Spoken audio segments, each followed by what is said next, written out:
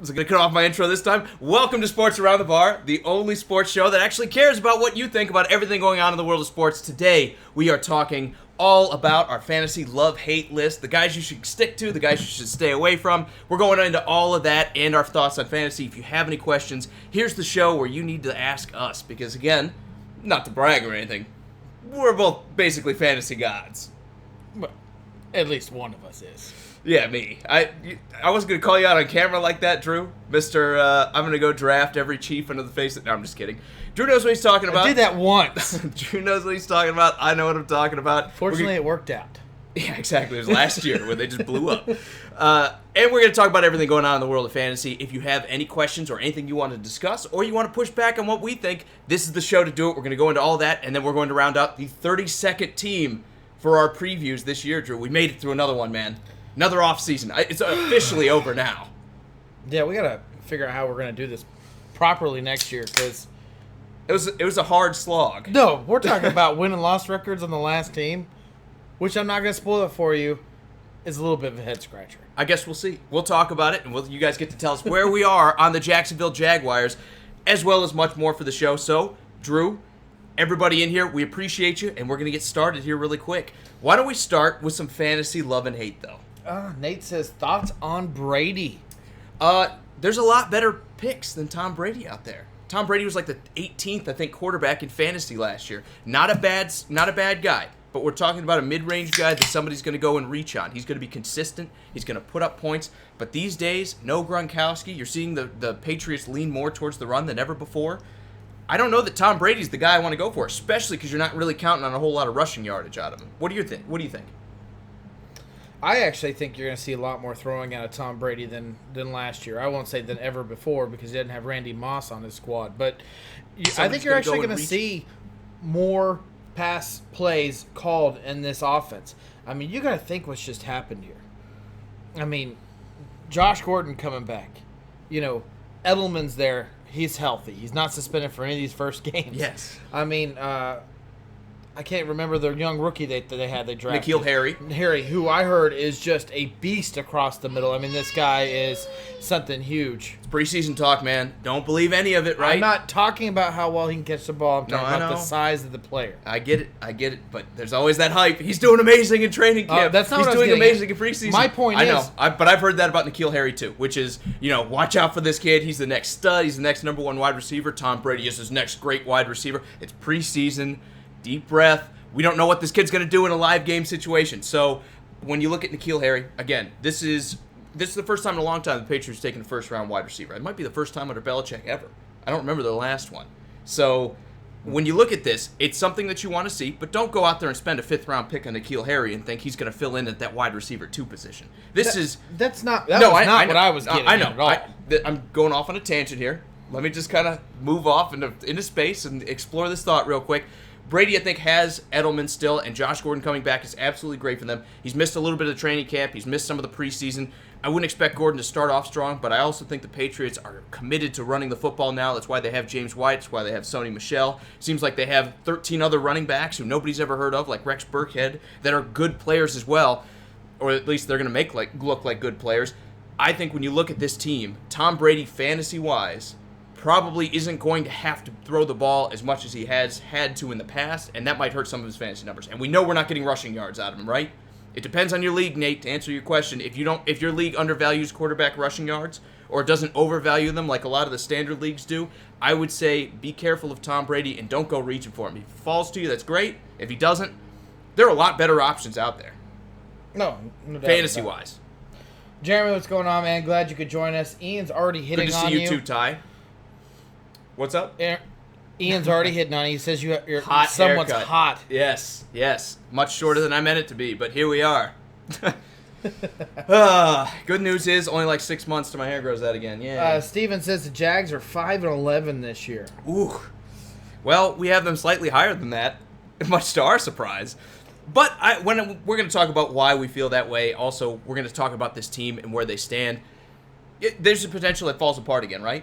We saw it fall apart when the Chiefs just walloped them last year. It's like they beat that defense out of it. But you look at the stats, you might not think that this defense was as far off as they looked at times last year. We're not going to Jags just yet. We're going to do our love and hate here really quick. Charo, we're with you, man. It's almost time for those Eagles. Carson Wentz, I think, is a better pick than Tom Brady because I think Carson Wentz is going to have to throw the football a little bit more. Yes, I like Jordan Howard going in there, but they had Jay Ajayi in a similar situation come in and struggled to produce in Philadelphia. I think Carson Wentz is going to have to throw the rock a little bit. I would take him, if you're going to go for the pocket guy, I might take him over Tom Brady these days because the Patriots are able to run the ball. They're going to be able to run on a lot of these teams. Bobby, it's all right, man, that you missed it. We understand the whole working schedule, man. It's tough. And he says you got a nice haircut. You look suave. Oh, thank you. I think he looks like poop. Also, thank you. Keep me humble. That's good. You're welcome. Keep me on track. He also smells like poop. Yeah, no, it's definitely me and not this garage. And Ty is absolutely right. The Jaguars have your boy, Chris Conley, now. So, Super Bowl, right? I mean, yeah. You were raving about him last year, right? You're like, dude, this guy's underrated. People sleep on Chris Conley. And we're going to find out whether it was just that was an amazing offense with a good quarterback throwing him the football, or whether Chris Conley is that good. I don't know if we're going to find out if Mike Conley is I didn't say this guy is amazing. You did. I said a lot of people sleep on him. No. He was like second to Tyler Lockett on your list of wide receivers last year. Okay? So, yeah, I'm with you, Ty. I like that addition. There's Tyler Lockett, and then there's Chris Conley. And then there's everybody else. So, yes, I totally agree with you. I think Chris Conley was a good addition, but we're going to talk about how much of an addition that really is. I think, again, outside of the Chiefs organization, outside of Patrick Mahomes throwing you the ball, I know he has Nick Foles now, and everyone's going to talk about, oh, Nick Foles, Super Bowl MVP. There's two ways to spin that story, right? Nick Foles, the most amazing guy to ever come in, or Nick Foles, the guy who couldn't keep a starting job after he went, 27 touchdowns and 3 picks? So there's two Nick Foles, and I guess this year we get to find out which one's real. Yeah. I mean, has any team ever said Nick Foles is our starting quarterback for the future from now on to see Philadelphia, the future? when they had Oregon's former head coach, whose name I'm drawing, Chip Kelly, as their head coach. Okay, they were drinking the Kool-Aid back then, right? So let me rephrase that. Not to mention Philadelphia. Has there ever been a team that says Nick Foles is our starting quarterback in the NFL? Jacksonville. This is the first team that's truly put their chips behind the guy Nick outshot Foles. Tom Brady, Drew. What else do you need? Okay, in one game, I'm sure he's going to be fine. I do still like this move. When you talk about Blake Bortles, all you can do is move up, right? Right. So we'll talk about that impact as well when we get to the Jacksonville Jaguars. Ian says he won't say anything about Saturday and the Steelers beating the KC. That's okay. We got time. Preseason, bro? Oh, mister, that's not going to happen on last show, and then now it was preseason. Doesn't matter. Okay. Backpedal away, Hey, make Drew. the playoffs and then come talk to me, buddy, all right? Nate says he can't wait to see Wentz play for 6 games before he's out for the season again, which would be a problem, especially because all the backup quarterbacks in Philadelphia can't stay healthy either. Nate Sudfeld's hurt. Cody Kessler's hurt. They had to sign Josh McCown to come back in and save the day at backup quarterback this year. Can Josh McCown be that Super Bowl MVP who outshoots Tom Brady? That's for you guys to decide. Who's putting Tom Brady in the Super Bowl this year? Everybody? Oh, okay. Literally everyone. Just ask Vegas. Jonathan, what's going on, man? Alex, I'm glad you could join us as well. Jonathan says, someone just missed some Eagles talk. Sounds like, dude, everyone wants to talk about the Eagles, right? Exactly. We're talking about everybody, man. You got a question, we'll talk about it. We're talking more about the Jags tonight and what Nick Foles is going to do, former Eagle, but I'm sure the Eagles will come up, right? When you talk about the past, you have to talk about Nick Foles throwing 600 yards in the Super Bowl. You have to talk about him coming in, rescuing the day, being one Alshon Jeffrey ball through the middle of the hands from beating the Saints. I mean, he's had some success in clutch situations. Usually it's the other way around, right? Usually you get in those clutch situations and you're not used to starting, whether you were good or not, and that's where it falls off. It seems like Nick Foles struggles in the mundane sometimes, then gets into those clutch situations, and he's on a whole nother level. I'm going to then say it again. I mean, I know we're not talking about the Jags right now, but I don't think there's ever been a team that sat there and said Nick Foles is our starting quarterback for the future. I think even Chip Kelly started him was thinking, I'm going to replace this guy at some point in time. This is Nick Foles' 100% true chance to be a legitimate starter in the NFL and a team that's going to back him with draft picks, money, and everything else. And I don't know if that means anything, but, I mean, if the guy wants a lot of pressure put on his shoulders, this is a lot of pressure. Oh, yeah, there's pressure. Definitely. I mean, especially in this division you're playing in. I mean, all 3 of these teams were winning franchises last year. The Titans were 3rd at 9-7, and then you had Indy and Houston tie at 10-6. This is not going to be an easy path.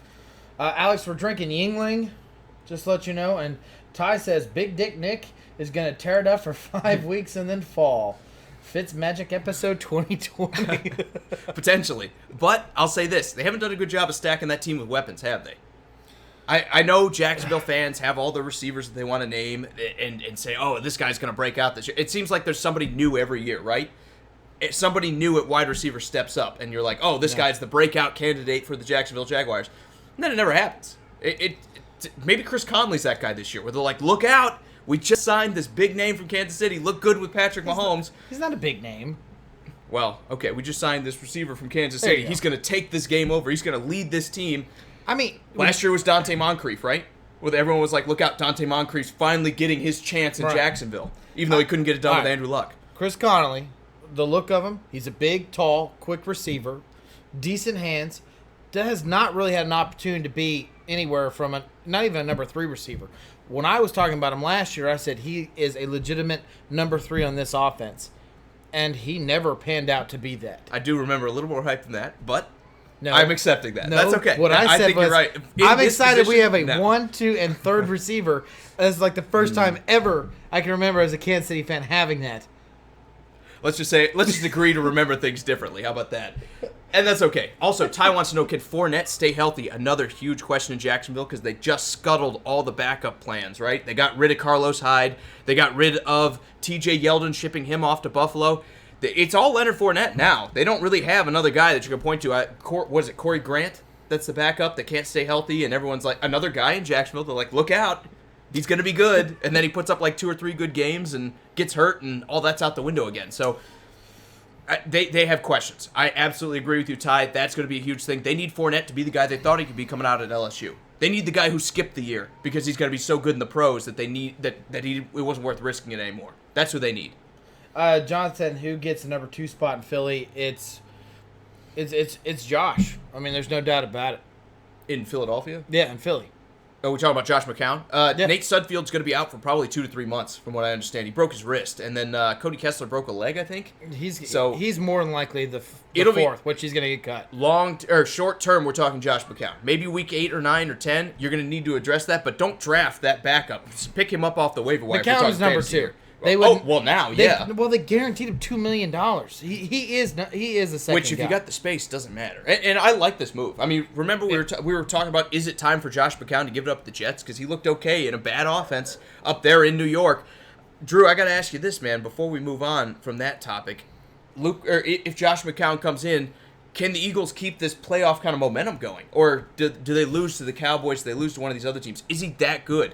Because I do like this addition, and I'm going to say it's borderline. For me, it is. It is borderline. It's all based on that defense and that secondary. If Darby can be healthy, it's not the same. And you never want your second quarterback out there. No team wants their second string quarterback out there. So rarely, unless it's the Eagles in the playoffs. but rarely does that ever happen like that. Alex.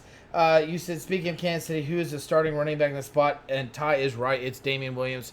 Regardless what his health is during this preseason, he will be the starting running back. There was never any fight for the number 1 spot. I think Carlos Hyde was always going to be number 2. So I think they're going to give this guy a shot. Now, if he stays that's the question. But as far as preseason training camp, he'll stay number 1 no matter what. Yeah, I think they were kind of disappointed with what they saw to Spencer Ware last year when it was his time to shine and Damian Williams was there and they tried to split a little bit with him and they just did not really get anything out of him. They're going to go with the smaller, faster back, even though Damian Williams is not going to be a world beater. Spoiler alert, he's on my fantasy love list that I absolutely love him as a player here. Damian Williams is going to get the starting role. He's going to get the most touches. The Kansas City Chiefs are going to live and die by the pass next year. Yeah. And then they'll run when teams let their guard down. And Ty, you're talking about number 25, Thompson. I can't remember his first name. He's looked really good in the preseason. But for him, I mean, he'll probably be third, fourth string running back. Kansas City usually carries 4 running backs on their roster, so he will make the cut. But I don't know how much play time he'll get, but he has looked really, really good against those second and third string defenses against their team. Ian says it's bad when Nick Foles is one of the better quarterbacks in the division. That's a burn on you. Well, I would take Nick Foles over Marcus Mariota right now. And I know everyone saw preseason, every Titans fan, you gave me my in, Drew. Every Titans fan in the preseason game number 2 said Marcus looked a lot better throwing to Delaney Walker, sure, but it was Delaney Walker and he was roasting guys who really didn't care too much. In preseason, it was Delaney's first game back. The moral of the story is Marcus has always only had one target that he's been able to throw to, and that's Delaney Walker. I would take Nick Foles over Marcus Mariota, but I wouldn't put him over Deshaun Watson or Andrew Luck by any stretch of the mind. I think he's probably a mid-tier quarterback. Both those guys are.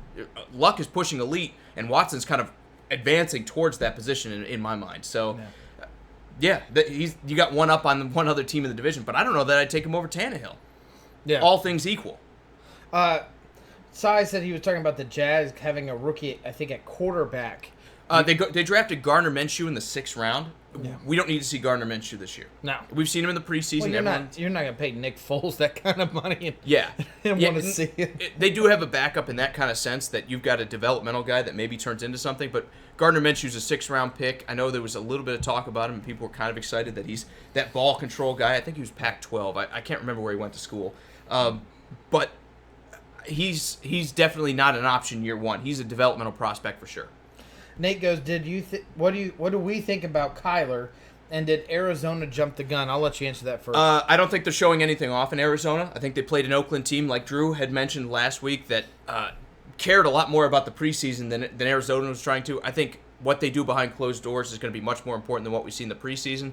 Don't panic on this yet, Nate. Just relax. Kyler Murray is still going to be a good option because that offensive line is going to be bad. He's going to be rolling out. If we're talking fantasy here, he's going to be running a lot because they're not going to protect him very well. And he's going to have some more weapons this year because they did a good job of bringing in guys through the draft to kind of support this team. They're going to have more offensive weapons at wide receiver now. David Johnson hopefully will be better. Now 2 years removed from that bad wrist injury. I like what he's going to do fantasy-wise.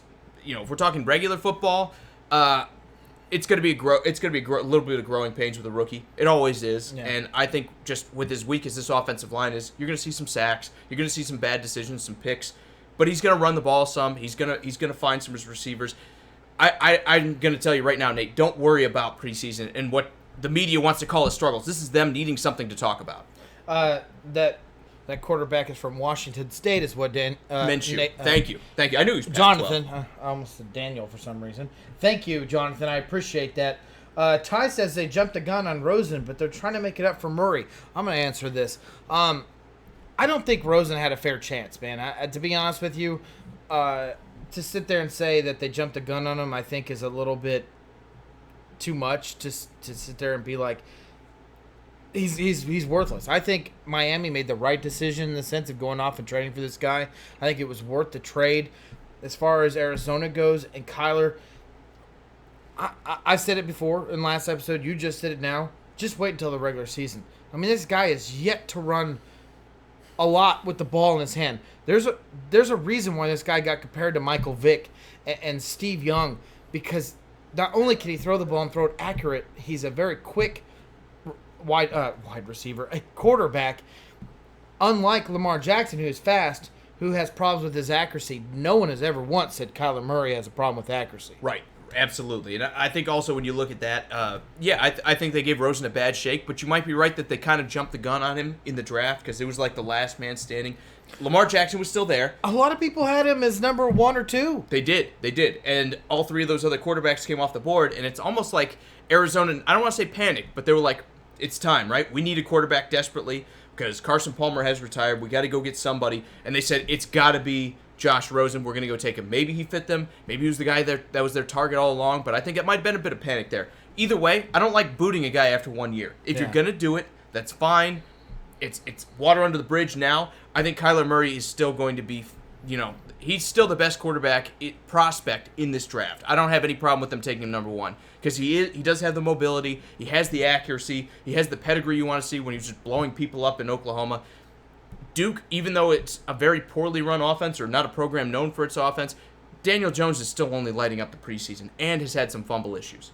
We haven't seen Kyler Murray fumble the ball yet. We've seen him take some sacks. We haven't seen him turn the ball over on any huge scale yet. Yeah, I mean, literally you could put it as he was playing a high school offense against a pro-level defense. Right. I mean, they weren't calling anything. They weren't trying to trick anybody. Well, I think Raiders wanted to make him look bad in a sense, or make themselves look better. Or it was one of those just tone-setting moments for the Raiders that John Gruden said, we win games, and it's time to set the tone right now. Go out and kill them, boys. And, when you're saying that... When I say that, I am not knocking the Raiders. I got nothing against it. When you have a franchise that just won 4 games, and you're sitting there trying to change the tone of it, absolutely you do what that is. We're pros. Right. You move on. You got hit hard, grow up. Right. Clean off the dirt and move on. The Raiders did absolutely nothing wrong.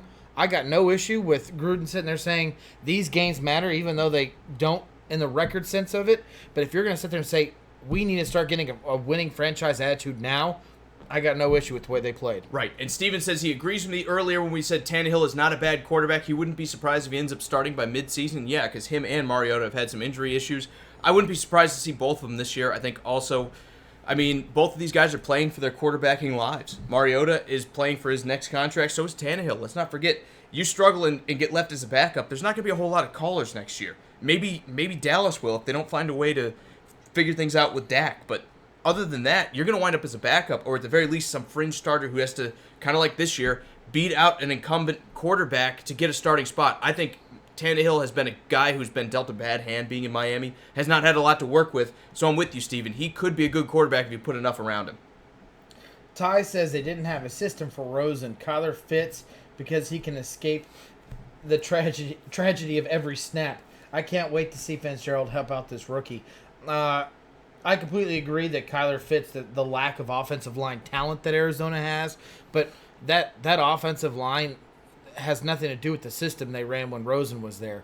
That they had a system in line for Rosen. Right, and we changed systems, too. They changed systems. Bringing in Kingsbury. That's exactly what that was about. And everyone's like, this is simple. We're just not trying to show anything off. Right. Remember, this is a rookie head coach. You can't sit there and say they don't have a system for Rosen. They don't draft a quarterback in the first round and not put an offensive system around to benefit they this just guy's didn't have any talent. They didn't have any. They didn't have anybody on the offensive line. They didn't have enough receivers. I know everyone's like they have Fitzgerald, but Fitzgerald's like 36, and they drafted Christian Kirk out of A&M, I think it was, to be their almost savior at wide receiver. They just didn't have enough on the offensive side of the ball. You had David Johnson coming back from a terrible dislocated wrist. It's one of those situations that Rosen didn't have a lot to work with, and that's kind of why we saw him struggle some.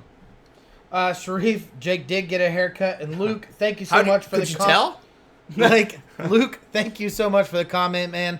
Glad you could join us, and trust me, man, we're so excited. Football season's here. Absolutely. Ian says the Titans should pick up Dobbs if the Steelers put him on the trade block. No.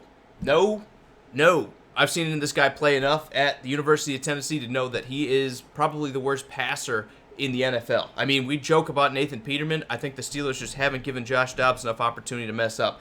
I think Josh Dobbs is terrible. I'm going to be honest with you. I couldn't believe he was drafted. I said this guy maybe is a 7th-round pick that someone's going to give up on, and the Steelers took like a 3rd or a 4th on him.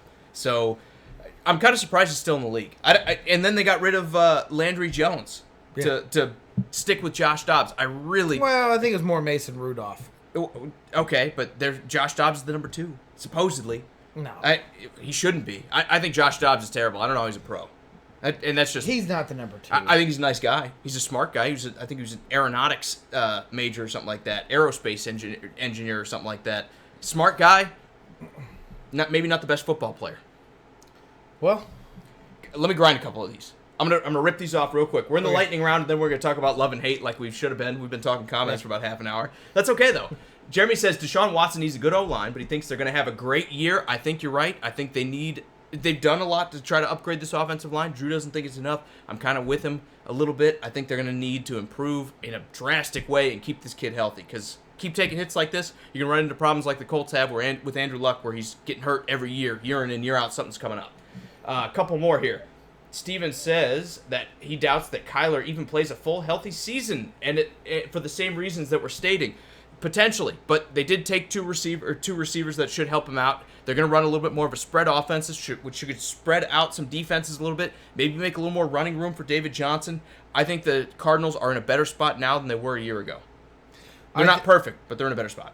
I think they will hound into Kyler's brain to get down when he's on the run. I agree.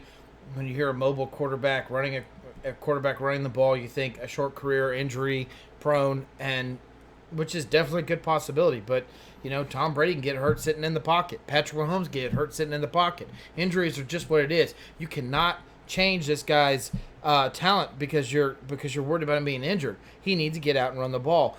There's nothing you can do right now about that offensive line. It is what it is. You hope they build chemistry, but the fact that you have him versus Josh Rosen, you have an opportunity to create first downs with Kyler Murray and his mobility. You do, and it's also time to be creative as a play caller. If you know that if you're not going to be able to do a traditional 5-step drop, go to a 3-step drop system. Get guys open early. Run some screens. Run some West Coast principles. Some slants. Get the ball out of Kyler Murray's hands faster. Or run some rollouts and try to get him out in some space where you're not worried about these defensive ends and these defensive tackles just crushing your O-line. And Frank says a baseball player knows how to slide. Absolutely he does. Yeah, and that'll be big too.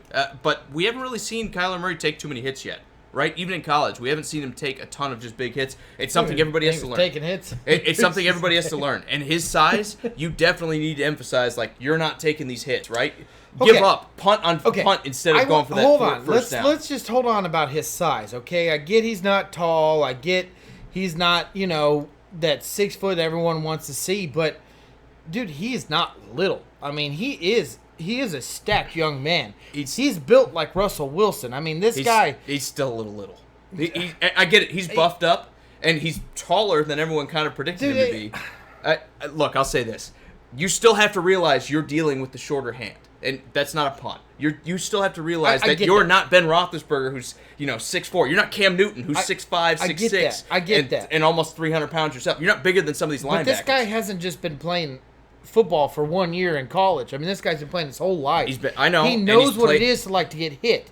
And not like this. Not like this. We're talking about ramping this up. Because you're taking the best player off of every team and letting that guy try to hit you. So what I would sit there and say, if I had an issue with a quarterback and the way he looks, would be the guy you took a picture with, and that's Daniel Jones. He's kind of scrawny. He's a little bit thinner, but he's taller. I get it. And it's the same thing. What does taller have to do with anything taking a hit? Hold on. Let me finish. He's taller. Hopefully, you're going to see a little bit more poise in the pocket. It's a different game. I will say this. When it comes to weight, you want to see weight on the quarterback, but you don't want it to slow down what Kyler Murray's able to do with his feet. And we've seen him bulk up for the draft. We've seen him everything. I don't know that he's going to play at that weight either. The other thing I will say about this, it does matter for height when you got to throw over a 6'5" offensive guard or a 6'4" offensive guard. And you're 5'9", wearing fake heels at the combine, so you could say I'm 5'10" or whatever. I'm Russell Wilson's height. Look, I think we're overblowing this a little bit, but the fact of the matter is, as a running quarterback, you're going to take more hits than a guy who's going to stand in the pocket. So Kyler Murray, especially with his height, needs to be more careful than a guy like Cam Newton, who's bigger than a lot of these guys hitting him, because you don't have that. Right. And that's my point. Alex... he says he hasn't heard him being ever compared to Vic. I've heard the Vic comparisons. Dude, anytime there's a mobile quarterback, anyone who's fast at quarterback is Mike Vick. To Michael Vick. So he definitely was compared. Honestly, in my opinion, I would look more like a Steve Young or a Russell Wilson if I was going to pick what he really looked like. But my point across was the fact that this guy is fast, and he is accurate with throwing the ball just like Michael Vick was. He is not a Lamar Jackson where there's been accuracy issues. That's why I was comparing the two there, because he's just a better thrower than Lamar Jackson is, and I don't want to put him in the same category. I want to change that up. Now, Sharif's saying Mahomes would be the number 1 pick in all fantasy drafts. If we're talking about like the actual NFL, yeah, right? Probably him and then Baker Mayfield. You go for the young guys. If we're talking like the NFL did a Madden-style fantasy draft where they're just taking every player and saying who's the best, sure. I absolutely agree there. Sharif also says I'm doing my best Eminem impression or Slim Shady impression. You're right. Absolutely. You're 100% on target with that comparison that people have compared me to him my entire life. I'm not bitter about it. Jonathan says, yet no one has the numbers that Michael Vick has had as a mobile quarterback. That's not what you should want, though. You're 100% right, though. I mean, he was something special. There's no doubt about it. He definitely was. But you shouldn't go into a draft saying, I'm going to go get the fastest guy, and he's going to run a lot as a quarterback. That's why I pay a running back. That's why I don't pay a running back, right? That's why I pay a running back beans to let him get the beating instead of letting your quarterback A lot of those runs, though, for Michael Vick was a planned run. It wasn't like a torn-up play, and he just made it out of thin air. A lot of them were planned. Steven says... He sees there being an issue with Murray's leadership. He's not vocal at all, and I can see that being an issue as a quarterback in the NFL. He says he read his interviews and was terrible before the draft. Quarterback is one of those positions that you have to find that as being an issue with. Yes, but he's also a young guy with Larry Fitzgerald with him in the huddle. This could be a growing thing because you have such an established veteran there that can keep people on track and everything like that. If this was a young offense, I'd say it's more of an issue. But as long as Larry Fitzgerald's there and keeping everybody on track, this can be something Kyler Murray can grow into. You got to remember, these guys, some are 22, and you're asking them to come into the league and tell guys that are 28, 29, battle-hardened veterans that have been doing this for years that they're just going to tell them what to do. It doesn't always work like that. Guys can come in. We've seen guys be vocal leaders, quote-unquote, like Jameis Winston, and it not get them anywhere. You don't always have to be the loudest guy in the room to be a leader. And you're right, he did struggle before the draft with everything. There was all kinds of talk. He was flubbing all these interviews, everything else. It's a growing point for Kyler Murray. But I would rather teach a guy how to be a leader and how to carry himself than I would teach him how to throw the football or how to avoid pressure. That, to me, is a much easier thing to build than some of these other things these quarterbacks have questions with coming out of college. And there's the very opposite. If you want to look at it like that and be a devil's advocate, Jameis Winston had great interviews. He did great behind a microphone and talking to the media and coaches and stuff like that. And I don't know if you want him as your franchise quarterback. I'm just throwing that out there. And Ty also says Michael Vick was an amazing dog fighter. I don't know. Were you at those games? Did you see how he do? Did you see how he did? Ty, watch out. The feds are still looking for everyone else there. Might have to make a phone call here after the show. Anyway, we'll go forward here. Guys, great job with the questions and everything. Great job with the comments here, but we got to do a couple names off these love and hate lists before we move into Jacksonville. I'm going to start with my first one before I go for round 2 here, Drew. Chris Carson. When we're talking fantasy, my number one guy, and this isn't any huge order, but my number one guy that has the most value that nobody's talking about, a guy who's going to be in a running offense that's probably going to be the number one unless Rashad Penny steps up and has a huge year and we're like, man, that guy came out of nowhere. Chris Carson, for all that he's done, doesn't get any respect. It's because he can't stay healthy, man. And Mike Davis is gone now. Because he can't stay healthy. Well, that's not why they got rid of Mike Davis. But, yeah, I mean, you're right. There are some injury concerns with Chris Carson. But when he's there, he's a dominant guy. He's a guy that can take over a game. The Seahawks love running the ball. He's that guy that can be, dynamic enough to break something off. He can go have a 140, 150-yard game. People are sleeping on this guy to like the 20, 30, 40th running back coming off the board in fantasy. When you're looking for somebody at the bottom end or the mid-range of your fantasy draft, look for Chris Carson. Yeah. This is going to be the steal. I'm not saying he needs to be your number one or your number two, but if you get this guy as a number 3, maybe a flex guy, maybe a guy you can bring in when you have a significant injury, this will be the impact that can absolutely help you out. I love Chris Carson. People are sleeping on him. I'm going to disagree with you in a sense that people are sleeping on him. Because, go ahead, you can grab round 2. Go round 2 here. The only reason I'm going to disagree is because the Seahawks aren't sleeping on him. You sit there and you listen to Pete Carroll. You talk about the offensive coordinator. All they have is praise towards Chris Carson. They talk about not only does he's there, he's trying to learn and gain momentum in this offense. This guy is doing well in training camp. And there is no hiding that this is the number one running back for this number one running offense in the NFL. But we're not talking about it like that, right? Chris Carson. No, you're right.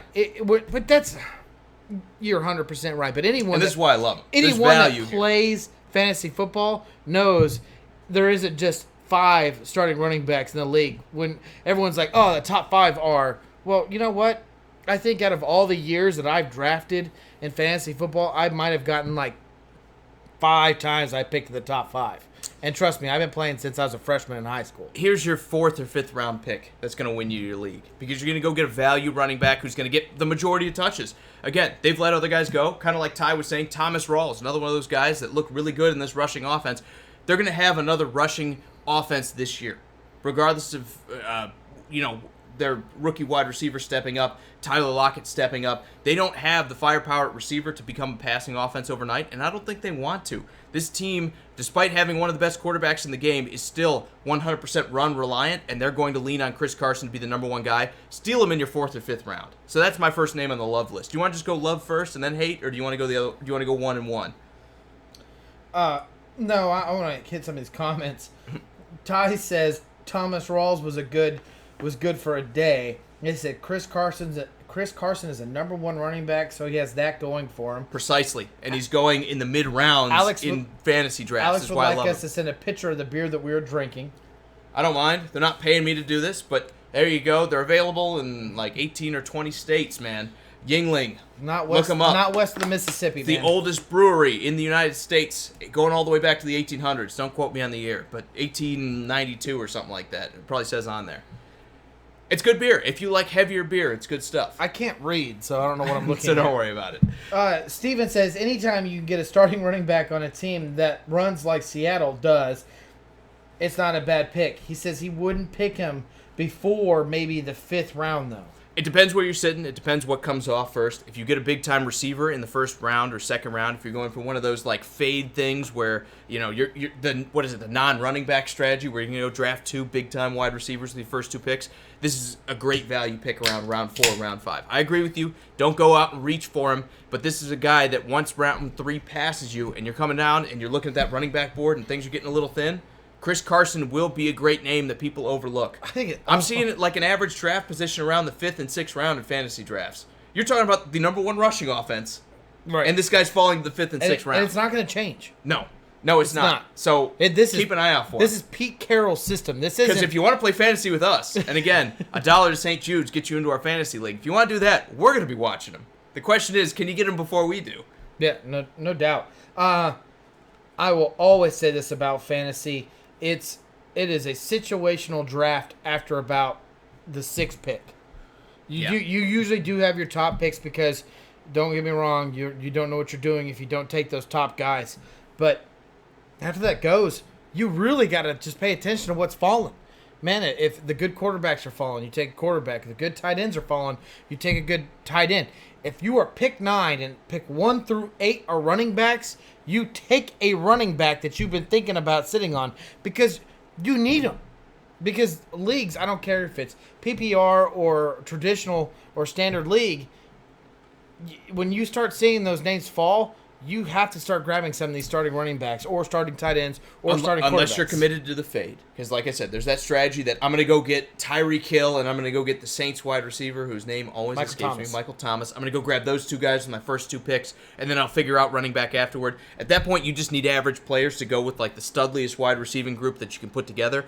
There is that strategy. I don't know that I believe that it works, but I know there's a lot of people that swear by it. There is a cutoff point where like you don't take 12 running backs in the first round, but you do have you don't go take Deion Lewis in the top of the 2nd round because it's the cool thing to do, right?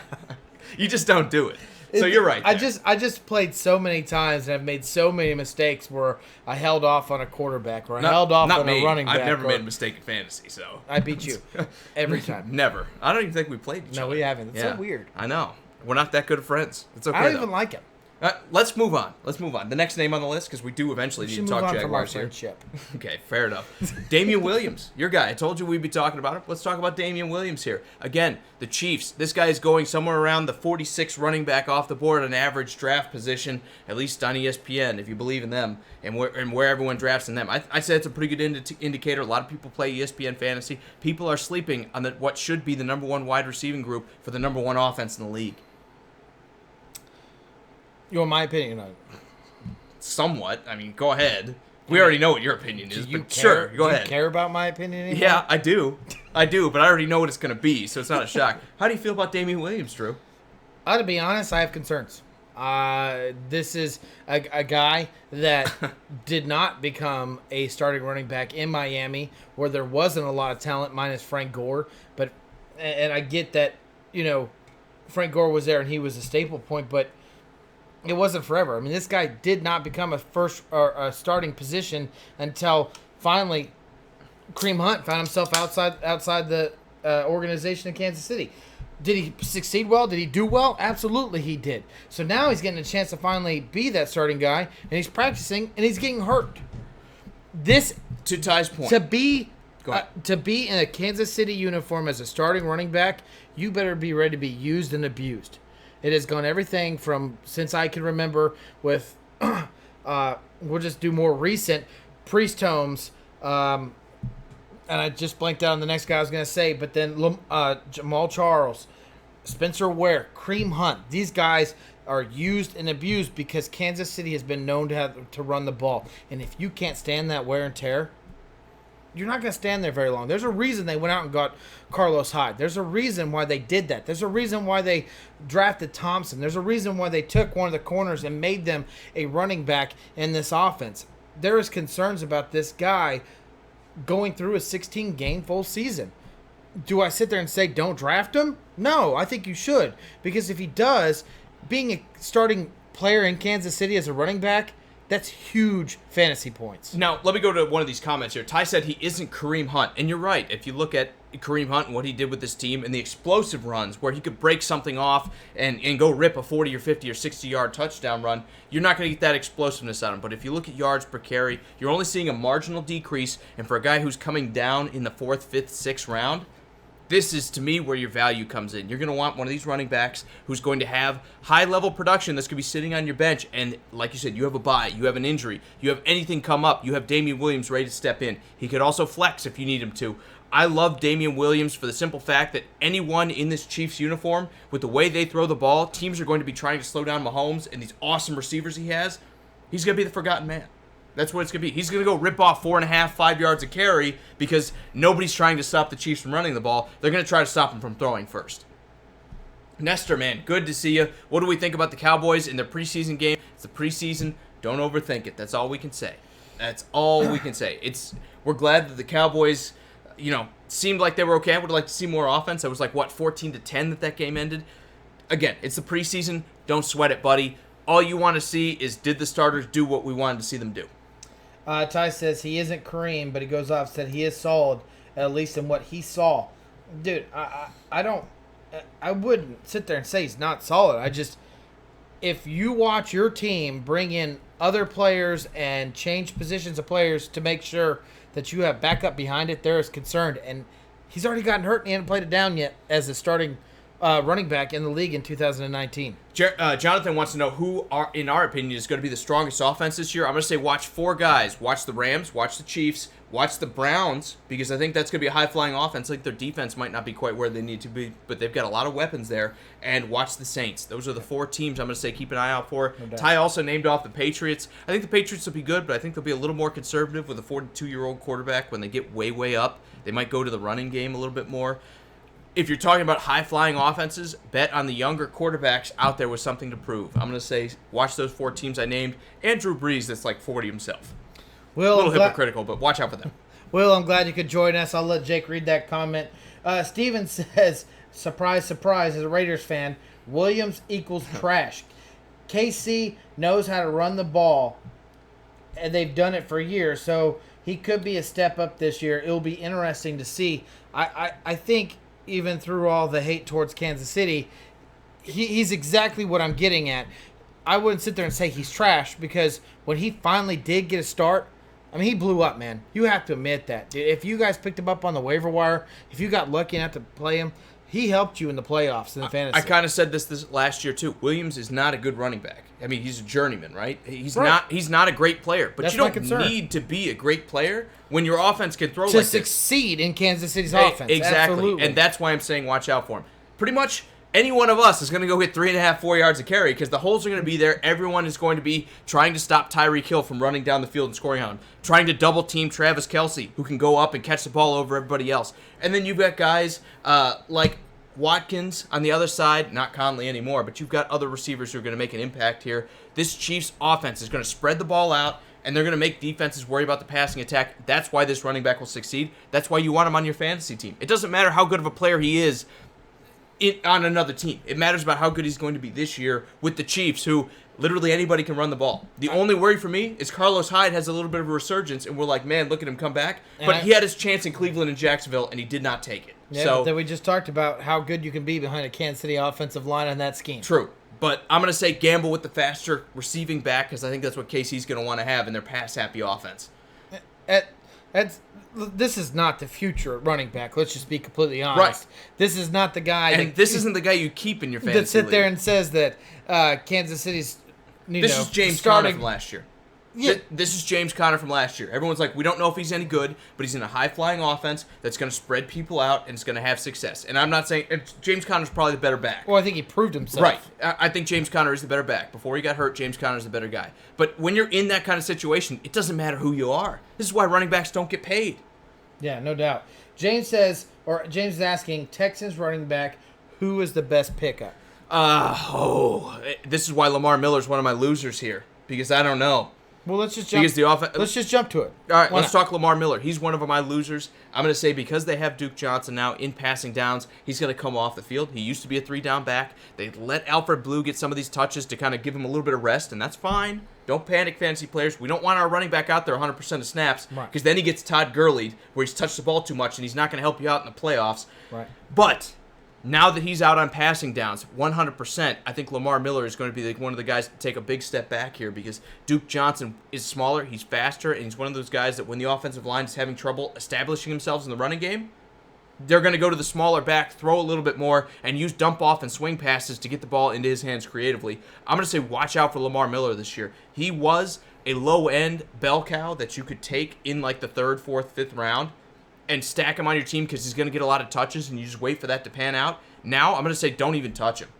He's off my list in draft boards now. Short of a panic move, like if you're like, I have one running back and it's the 5th round and I need somebody. Short of that, I'm going to say pass on Lamar Miller. I think Houston, running back-wise, is a team to avoid. I like Duke Johnson. I do. I mean, there's a reason why they went out and drafted for him. I think Bill O'Brien is a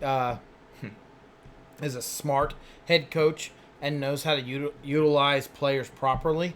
I think he will hopefully create an offense where Duke Johnson's going to be able to catch some of these balls. If you're sitting there talking about a PPR league and you have a deep bench, I think Duke Johnson's worth picking up. Am I going to sit there and tell you that Lamar Miller and Duke Johnson are starting running backs in your league? No, I wouldn't be starting any of them.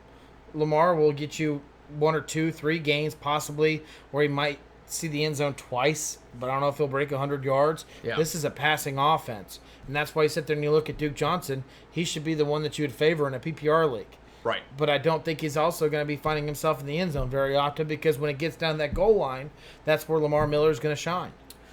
Yep. A couple more comments. Jonathan says, no Eagles on my list of top offenses. Yeah, the Eagles are up there too, man. They're going to be great. I think Arcega-Whiteside might be the best receiver in this draft. I love that. They're going to have the twin towers at wide receiver. They're going to be tough for teams that don't have tall corners to match up with them. You're going to see him and Alshon Jeffrey. As long as Carson Wentz can get comfortable throwing to those receivers, I think he's going to have a good time. He's already got Zach Ertz. Now they have Jordan Howard to run the ball. The Eagles are going to be really good too, man. If I didn't include them in my top 4, they're probably 5, 6, 7. Okay? I mean, they're a great offense too. Well, they are a great offense, but Carson Wentz has to be healthy. Right. If Carson Wentz healthy... This can't be Josh McCown coming in. Yeah, if Wentz is healthy... Or maybe it can. This is a top 3 offense. I'll admit it. This is a top 3 offense. You think so? Yeah, I do. I honestly do. Ahead of the Saints? Ahead of the Rams? Yes. Ooh. Yes. I don't know about that. Healthy Todd Gurley, I'm going to say no. But he's not healthy. Cooper Kupp coming back. I think we're forgetting what happened with these Rams offense when Cooper Kupp was in there. Look, it doesn't matter. If you're like marginally worse than a team, if you're like right there in the neighborhood, then you look at the defense and say the Eagles got the defense, right? Yeah. At the very least, they have the front 7, and then, or at least front 4. I don't know, their linebackers are that good. And then they got guys like Ronald Darby that can make an impact in the backfield. So they have a better defense than teams like the Rams that I'm scratching my head, and we're like, maybe Eric Weddle at 34 can revitalize the secondary that needed a lot of help last year. Yeah. So, again, the Eagles are one of those teams that are definitely in the conversation. I didn't mean to leave them off because I'm pretty sure you're an Eagles fan. They're definitely in the conversation for who's good and who's not in the AFC, right? Or in offenses in the NFC. They're one of the top 3-4 NFC offenses. Yeah, for sure. Steve, glad you could join us, man. We understand what work is. It's tough, man, and we're just glad you're here today. That's all that matters. Let's go into your next person that you love for this fantasy football season coming up. Mike Williams. I'm sorry, Chiefs fans. I just gave you one with Damian Williams and taking one away now. We're going to even out here when I say Mike Williams is the guy to watch with the Raiders picking up Tyrell Williams. There's now going to be fewer names in this offense. Obviously, Dontrell Inman left a year ago to go to Indianapolis. The receiving room's starting to thin out a little bit now he's out a free there in agent, LA. by the way. Yeah, exactly. Sorry about that. Josh Gordon pretty much ended that, man. Actually, he said he wanted it. The Chargers are going to have to throw the ball a little more, especially if Melvin Gordon doesn't play. They're going to be leaning into a lot more of these wide receivers. Watch for their big target that Big Ben Roethlisberger has liked to throw to in the past. watch for him to make more of an impact this year. It's time, finally, for this top draft pick to pan out a little bit, kind of like my guy in Tennessee. Corey Davis.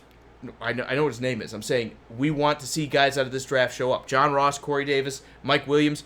All three of these top receiving picks have not lived up. You looked at me like you didn't know who the name was. I was waiting for you to talk. It was your turn. But it's my turn. Okay. Can I talk? It is now. All right. Go ahead. Ty says, and that concludes our Drew portion of the show. My turn again. Go ahead. I'm just here for sex appeal, so. Mm-hmm. Especially after I lost my fight with a lawnmower, like Will said. Yeah. Ty says Cooper Kupp is the backdoor bandit. That has so many different meanings, but he said fantasy stud when healthy.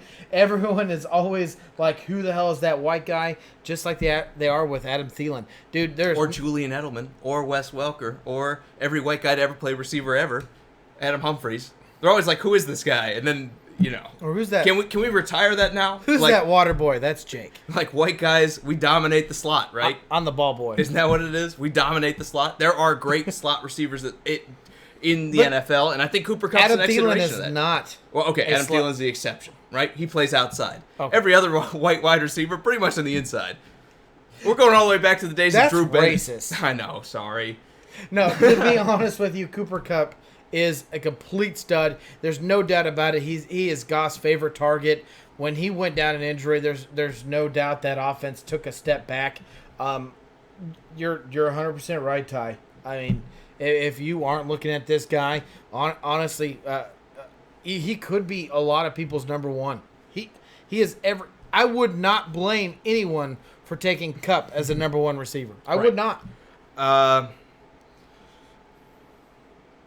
If we're talking about guys like Mike Evans on the board, look, I get it. He's a great player. I don't blame anyone who took him as their number one receiver. If you're gonna let it slip, sure, but do not spend a top for fantasy. We were just talking about taking two running backs in 1 and 2 rounds, and then you're well. If that's what it is, I'm cool with that. I'm okay with that. But I'm saying if there are other receivers on the board like Mike Evans and guys like that, Alshon Jeffrey, you don't get a draft Zeke Elliott, Mike Evans, and Patrick Mahomes. Those don't happen. This year it might. If you get Mahomes to fall to the second round, and then Mahomes which it's still early for a quarterback, it should. It's still a quarterback in fantasy. I like Patrick Mahomes, but we're still talking about a fantasy quarterback. You're going to get somebody that's going to put up 25 instead of 32 points or 28 instead of 32 points, and you're going to get him in like the 7th or 8th or 9th round. Doesn't matter. The other thing I want to address here in the comments is Will's it was Ty saying that Kansas City is about to inherit Melvin Gordon. All I got to say is this is going to be a frosty Friday in hell before the Chargers trade Melvin Gordon to the Kansas City Chiefs. Dale, I'm glad you could join us, man. Absolutely. I don't think the Chiefs are like I think they'll ship him off to anybody else besides Kansas City because that's the team they have to beat in division. Will says he thinks Evan Williams is the best receiver in fantasy football. He's proved him wrong. Does that surprise you? Mike Williams? Evan Williams. Mike Evans? Oh, Mike Evans. Mike Evans. Best receiver in fantasy football? You said Evan Williams, which is the whiskey maker, but that's okay. Well, that makes sense. That stuff's sandpaper. Don't drink it. That is the best receiver in the league is Evan Williams. Mike Evans. Now you got me all twisted. Mike Evans being the best wide receiver in fantasy football, I'm going to say no again. I think he's like 5, 6, 7, 8. He's going to get a lot of targets. He's going to get more this year with guys like Adam Humphries gone out of this and Deshaun Jackson out of this Tampa Bay offense. But pump the brakes just a little bit. He's not Julio Jones. He's not Antonio Brown of years past. He's not even Tyreek Hill. I'd take Tyreek Hill, all three of those guys ahead of him. Even maybe not Antonio Brown this year. I'd probably take 2 guys ahead of Mike Evans for sure. DeAndre Hopkins, 100% ahead of him. He's a great guy, maybe top 5 in fantasy. He's not number 1. No. Not in my book. If you like him, take him. That's all I can say. He's a great pick. Not Winston throwing. He's a great guy to have your team. Even with Winston throwing you the ball, he's going to get a lot of catches, and that's fine. Yeah, he will. But he's not DeAndre Hopkins. He's not the number 1 receiver in fantasy. No, I'm with you on that. All right, couple. Will saying Joe Jaravicious, another white boy at wide receiver. See, another perfect name. Exactly. That's what I'm saying. We own the slot. That's where it's at. Steven says no way he would take Zeke now, after the comments Jones made. Risky. I really think we have a copycat with him this year after Le'Veon Bell last season. I'm still in the gamble on it mode. Take him in the 3rd, the 4th, the 5th round when people are sleeping on Zeke Elliott. And you know what? If he does play, even if it's week 8 that he comes back, you're going to be so far ahead of the game. I think you have 3 of those gambles here. You're right. Exactly. I don't think you're wrong at all. If you take him here and you get a guy like that mid-range in fantasy football and you already have like Alvin Kamara to go with him, it's game over. As long as those guys stay healthy, you're going to win your fantasy league. If and when he plays for the Cowboys, that offense runs through number 21. And not just run the ball, that's even throw the ball. This guy is he's a Swiss Army knife of that offense. He is used in every aspect. To not take him is ridiculous. It is a Le'Veon Bell aspect. When Zeke, you're the 3rd, 4th pick overall, to not take Zeke, honestly, you'd be kind of crazy not to. Absolutely. You honestly would be crazy not to. Absolutely. We're going to go rapid fire for the rest of these because we do still need to talk Jaguars. Devontae Freeman, now with Tevin Coleman gone, finally the Falcons have thrown their hands up and said, this guy is actually really good, and we need to get him the ball more. He's going to see an increase in touches because I don't think they have the guy behind him who's going to be strong enough. What is it, Ish Smith behind him? Is that right? They don't have a lot Ito of... Smith? Yeah, Ito Smith, thank you. They don't have a lot of options behind him. He's going to get the ball, even though he's coming off an injury last year. If this kid stays healthy, we're going to see Devontae Freeman light it up. I like him getting a few more touches. I like him going from that 50 to 60 to 70% range that he's probably going to be in this year. I think also Devontae Freeman catches really well. You're going to see a high-flying offense with a guy that's going to be the dump-off guy. When things don't go well for that offense and your receivers are covered down the field, you're going to see a wide-open Freeman ready to burn some people. I think this guy is poised for a breakout season in fantasy. And breaking news, you talked about Freeman. He has a hangnail, and he is injured, and he will no longer be playing. There have been a couple injury concerns, but if you get this guy at the bottom end of the 2nd round or top end of the 3rd, you take him, and you take it all the way to the bank. You know what? You take 10 or 11 strong weeks, especially if he gets that injury early and comes back. You take that and get a healthy Devontae Freeman going into the playoffs. The Falcons are still going to have to run their team through the offense. No, you're right. Defense is coming back. They still got to make things happen in the offense, and they saw it last year. Running back wasn't good enough with Tevin Coleman. This year, I think it's all about Devontae Freeman. No, you're right. I'm joking, but I'm not joking. He has an issue with staying healthy. That is a concern, especially if you're taking him as your number 1 running back. I don't know if Ty's saying this. He said he'd still draft him as a number 2. If that's what he's talking about as Freeman, I agree with you. I don't think this guy is a first pick, but I think if you do pick him up as a number 2 running back and he stays healthy for 16 games, I think we're also forgetting the breakout year too. You get the surprise of the draft because if he is healthy for 16 games, you might see the best running back in the league. You might. Because we're forgetting the Shanahan year where this was the best and breakout guy, right? Everyone who had Devontae Freeman, right? And there's no Coleman to take any kind of steals from. Precisely. Let's be completely That's why I'm honest. saying keep an eye Ito on him, boys. Smith and their other young running back have not been impressive at all, and this is it. Freeman's it.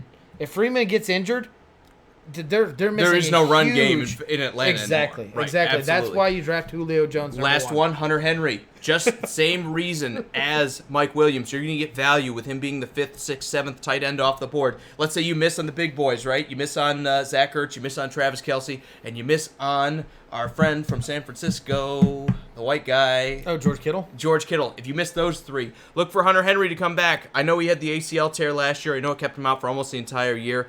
But look for Phillip Rivers to be throwing more without Melvin Gordon on the board, and he likes his tight ends, doesn't he? Yes, he does. Absolutely. The only reason this guy's even a sleeper is because he was injured last year. Take every wide receiving option in L.A. for the Chargers, Rams too, that you can get your hands on, even if it's late. Everett is...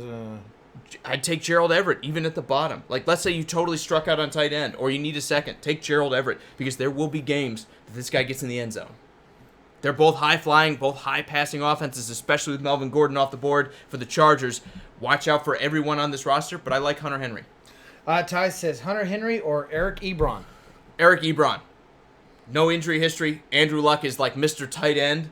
That is, as much as we know Phillip Rivers likes throwing to his tight end, Andrew Luck is even more so there. Take Eric Ebron first. I know that they have another big white guy. God, that's a running theme at tight end, too. Jack Doyle in Indianapolis. Thank you, Drew. They have Jack Doyle as well, but Jack Doyle is a little bit more of a sure-handed, slower, kind of catch it and go down guy. He's not really got the after-the-catch kind of moves that Eric Ebron has. I think Eric Ebron's still the guy to have in Indianapolis. Yeah, I'm agreeing. He's a red zone threat. I think Jack Doyle will be the chain mover, and Ebron will be the red zone threat.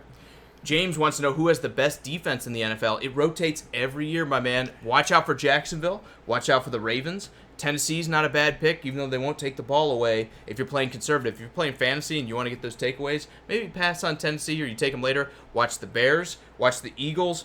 Who am I forgetting?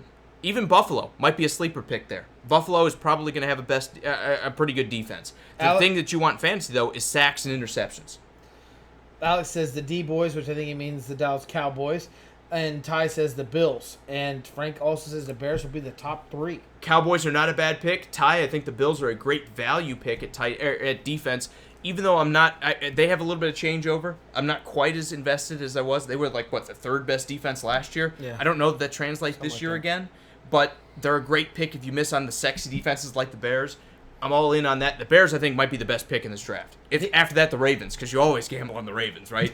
Deo says Ebron wants to be the breakout, wants to break the tight end record at touchdowns. Of course he does after a season like he had last year. Doesn't everybody, though? By the way, yeah. I had him in also, 2 leagues. A healthy Jack Doyle might put a damper on some things because he missed some time last year. I think Jack Doyle, if he plays a full 16 and they have the 2 tight end set, we've seen Andrew Luck spread it out between tight ends, which does kind of take away fantasy-wise from some of your value. As a regular football perspective, that's a great thing to have. If this is a standard league, you take Ebron. This is any league, you take Ebron. You take Ebron because he's the receiving threat. But Jack Doyle can catch too. What? You can't say that Jack Doyle's not a receiving threat. No, he can catch. Absolutely. I'm not saying that. But when you're talking about the guy who can hurt you with yards after catch, the guy who's more likely to catch a touchdown, I'm going to go Ebron. That's just me. Fantasy-wise, I'm going to go Ebron. I'm going to go back to what I said is if you're looking at a chain mover, you're looking at yards and receptions, you're going to take Jack Doyle. If you're looking at red zone receptions and touchdowns are your main points, and yards you're looking after at catch. Ebron. You're looking at Ebron. For yards after catch. Dude, you go back and watch Jack Doyle. I love Jack Doyle. Again, great tight end. That guy great is tight end. I had him in the breakout year myself. I get these guys in the breakout year, and then I never give them up. And then I draft them, and then they let me down. Exactly. So, again, we're with you. Now let's grind through a couple of these hates, because, again, still Jacksonville on the board here, boys. Nick Chubb. Even though he's going to be poised for a great first 8 weeks, we might be standing in quicksand because I don't think the Browns paid Kareem Hunt, former Chief, all that, to bring him into this, took the risk to not use him towards the back half of the season. He's going to be fresh. He might even be more dynamic than Nick Chubb is. I think you're going to see his touches dwindle in the part of the fantasy season that matters the most. Kind of like we're talking about guys like Melvin Gordon and Zeke Elliott coming back for the back half, and that's why you should draft him. I'm going to say Nick Chubb loses some of his value towards the back half, and that's why maybe you stay away from him. John Dorsey loves his guys. That's the best way to put it. He did not draft Nick Chubb. He did draft Kareem Hunt. At some point in time, he will make sure Kareem Hunt is the number 1 running back in a Cleveland uniform. That's just the best way to put it. Now, Deo, our resident Colts fan, says he thinks Doyle might be out the door before the trade deadline. I'm going to say there's no way, man. Andrew Luck loves his tight ends. He's even going all the way back to his days at Stanford. He threw to tight ends more than maybe any other quarterback in the game. So I think they're going to want to have as many options receiving there as possible. Plus, you keep guys like Doyle home and you send Ebron out. You can confuse defenses when you have 2 guys that can do both things. And Ebron can block. He's not as good at it. But when you've got Doyle and Ebron lining up next to each other on like a stacked offense, you're going to have options that's going to confuse defensive coordinators. Especially when you got a quarterback like Andrew Luck, I think you hang on to the better tight end if you have the option to. James asked, where would you take Watt?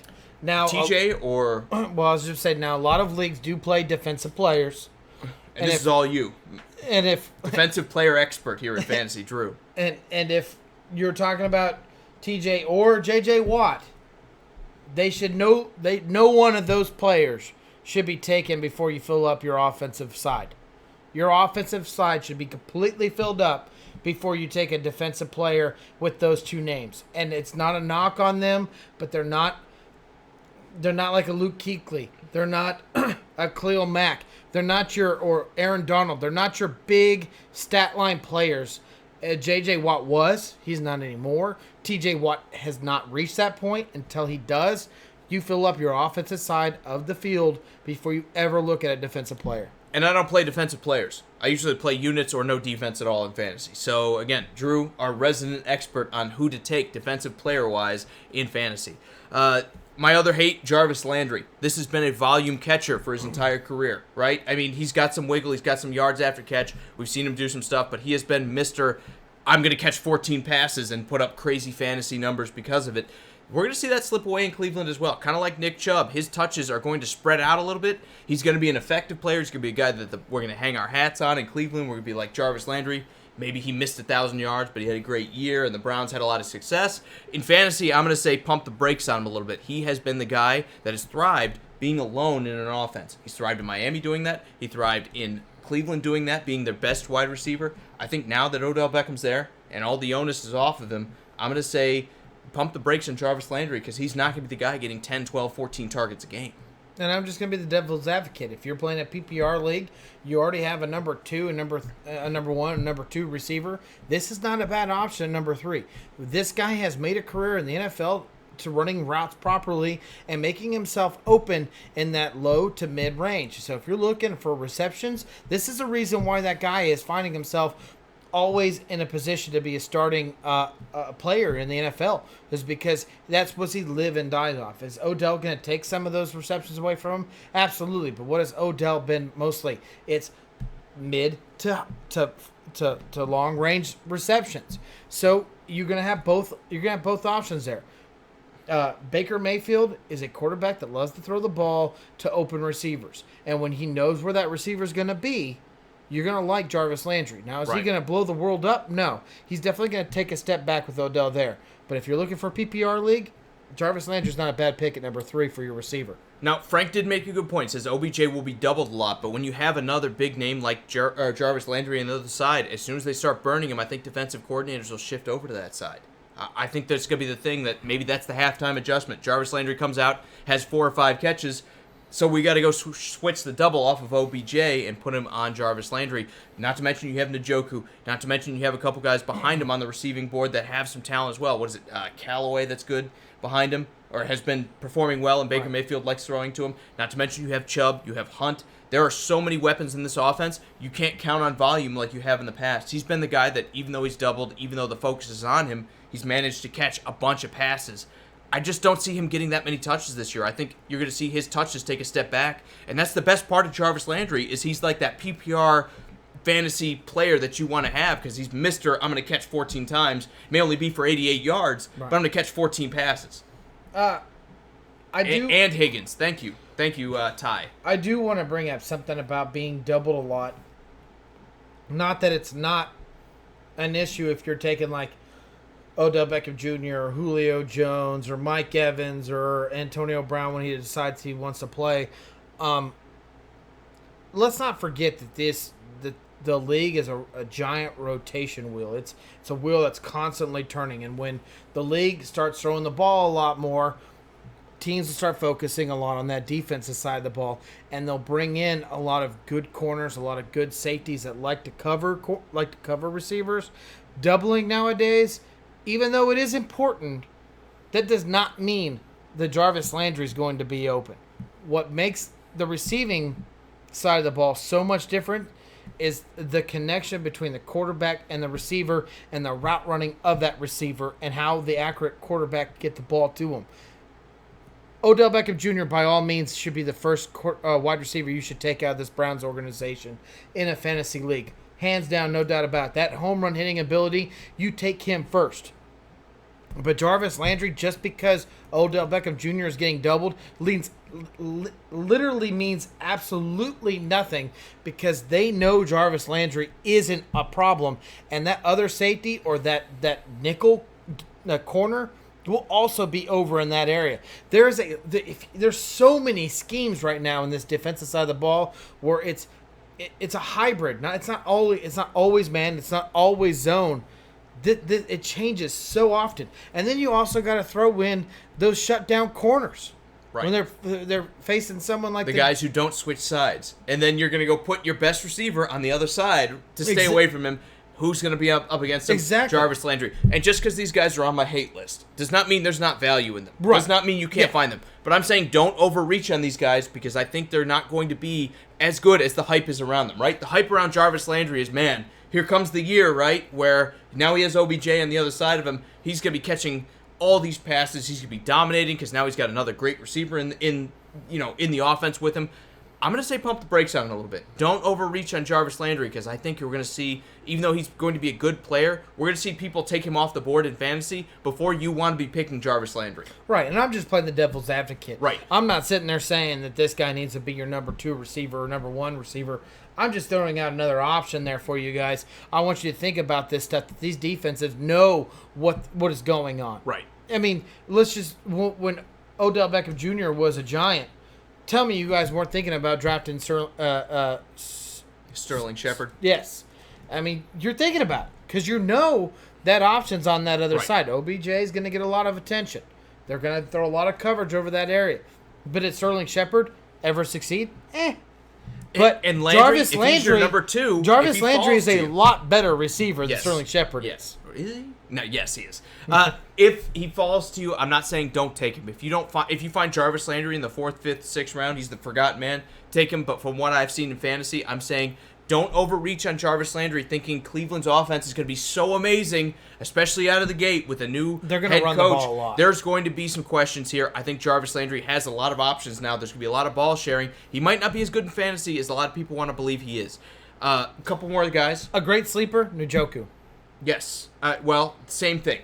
Njoku as tight end could be better because we see a lot of tight ends not really pan out, right? There's probably like 5, 6, 7 tight ends that you want to have. Njoku might be one of them, but just like Jarvis Landry, there are a lot of targets in this offense. We might see his touches take a step back because now all of a sudden there's other guys to catch too. I'm going to cautious optimism on Njoku. Before you go next, thank you, Ty.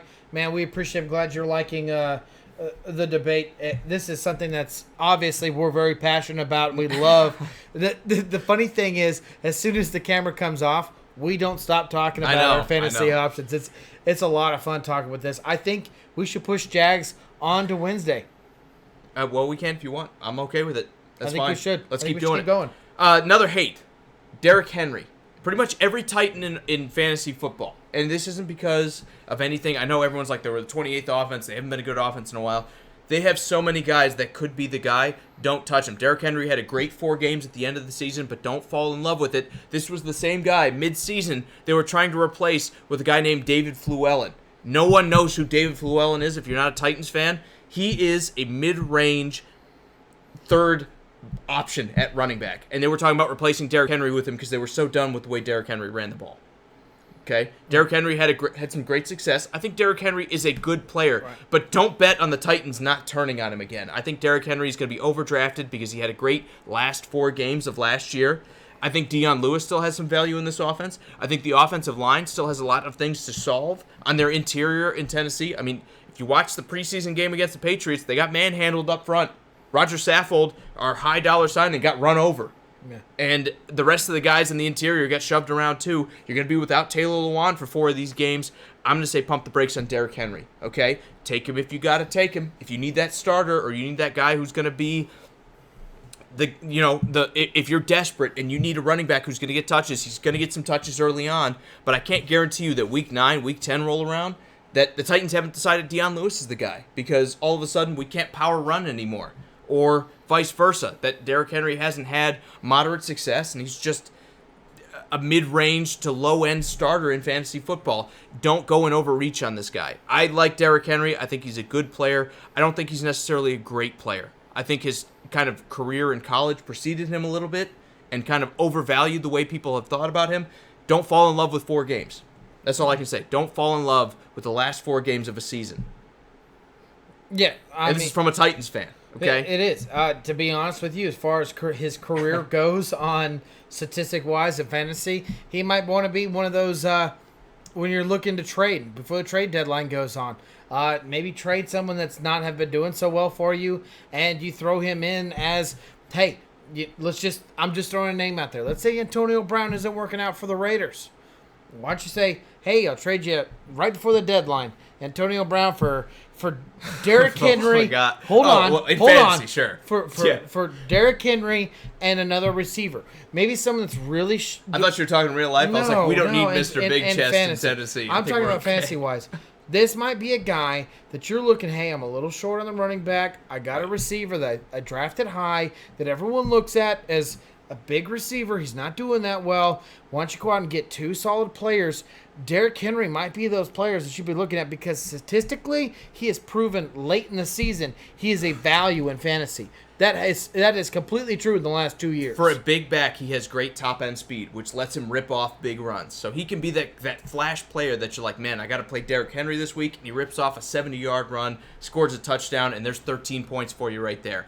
But Derrick Henry as a guy week in and week out, I'm going to say don't fall in the trap. Jeremy, I'm sorry for your loss, man. As always, I'm so glad you're here, regardless if it's early or late. You're a great presence for Sports Around the Bar, and you're the glue that keeps us all together, Jeremy. Thank you for being And what here. you bring to the community here is important to us, man. I hope all is well with you and your family, and of course for Sports Around the Bar, our prayers and thoughts are with you and your family. Absolutely. James wants to know, is Hopkins the best wide receiver in the NFL? We said yeah. Yes. I think we this is like a first for us. We agreed. Hopkins is the best wide receiver in football today. So now, fantasy-wise? Maybe. Yeah, I mean, the guy is a reception machine. He doesn't drop the ball. He scores touchdowns. He does everything. The only thing I don't like about him fantasy-wise is you got to have that good mix of we have guys on the other side of Hopkins that can draw enough attention off him that he's going to get these catches, but aren't going to take away from him. Like, it's really a hypocritical thing. You don't want too much talent over there, but you want enough that it's not all DeAndre Hopkins. If they lose Will Fuller again and they lose Kiki Qt, we're going to be talking about Houston having one option, and maybe that can limit your guys' production. Right. For me, if he's there and you think you can go take a second round to bottom end first round wide receiver, if that fits into your draft strategy, and you're going to take DeAndre Hopkins, man, you could do so much worse, especially talking PPR. This is the guy who catches 12 passes a game. He's the best receiver in football and maybe even in fantasy too. When I say it's not because I think Hopkins is less talented than someone else. Like you said, we both agree that this is the most talented receiver in the league, but he plays in an offense with a terrible offensive line that struggles, and until that's proven, fantasy-wise, his quarterback doesn't have enough time to throw him the ball. He'd never dropped the ball, but his catch percentage is at like 75%, and that's not good for a top-end receiver in fantasy. Not that he dropped it, it's because the balls weren't anywhere close for him to catch it. I'm going to say take him. I'm just saying roll the dice. Oh, no. That's not what I'm getting at. I know. I'm just going to say, I got to give you that. I will be right back. You got this? Sure. Yeah, I got it. Look, James, I think Hopkins might be that guy that you just lean on in football because he has so much talent and he has so much ability to go up and take the ball away. He scores touchdowns. He catches the ball a lot in PPR leagues. Even in non-PPR leagues, he gets so many targets that he gets the yardage. This is like the guy that does everything. He can even run after he catches it too. He's not stagnant. Mike Evans, not as much of a run after catch guy. I think DeAndre Hopkins is the most complete wide receiver in football these days, only because Julio Jones has got a little bit older. If we're talking about Julio in his prime, I'd go Julio in his prime. But Julio's close to 30, and Hopkins is like, 27, 28? So you're getting a fresher DeAndre Hopkins that's going to play for the Houston Texans that is going to both score you touchdowns on the field and will also catch the ball in a PPR league. If you're going PPR, I'm going to say lean on him heavier. If you're going non-PPR, the gap gets a little bit tighter, but he's still the number one receiver for me in fantasy football. Maybe you consider Tyreek Hill if you want to fade things, because he has that speed and he has the playmaking ability that he can go drop 25, 27, 28 points for you.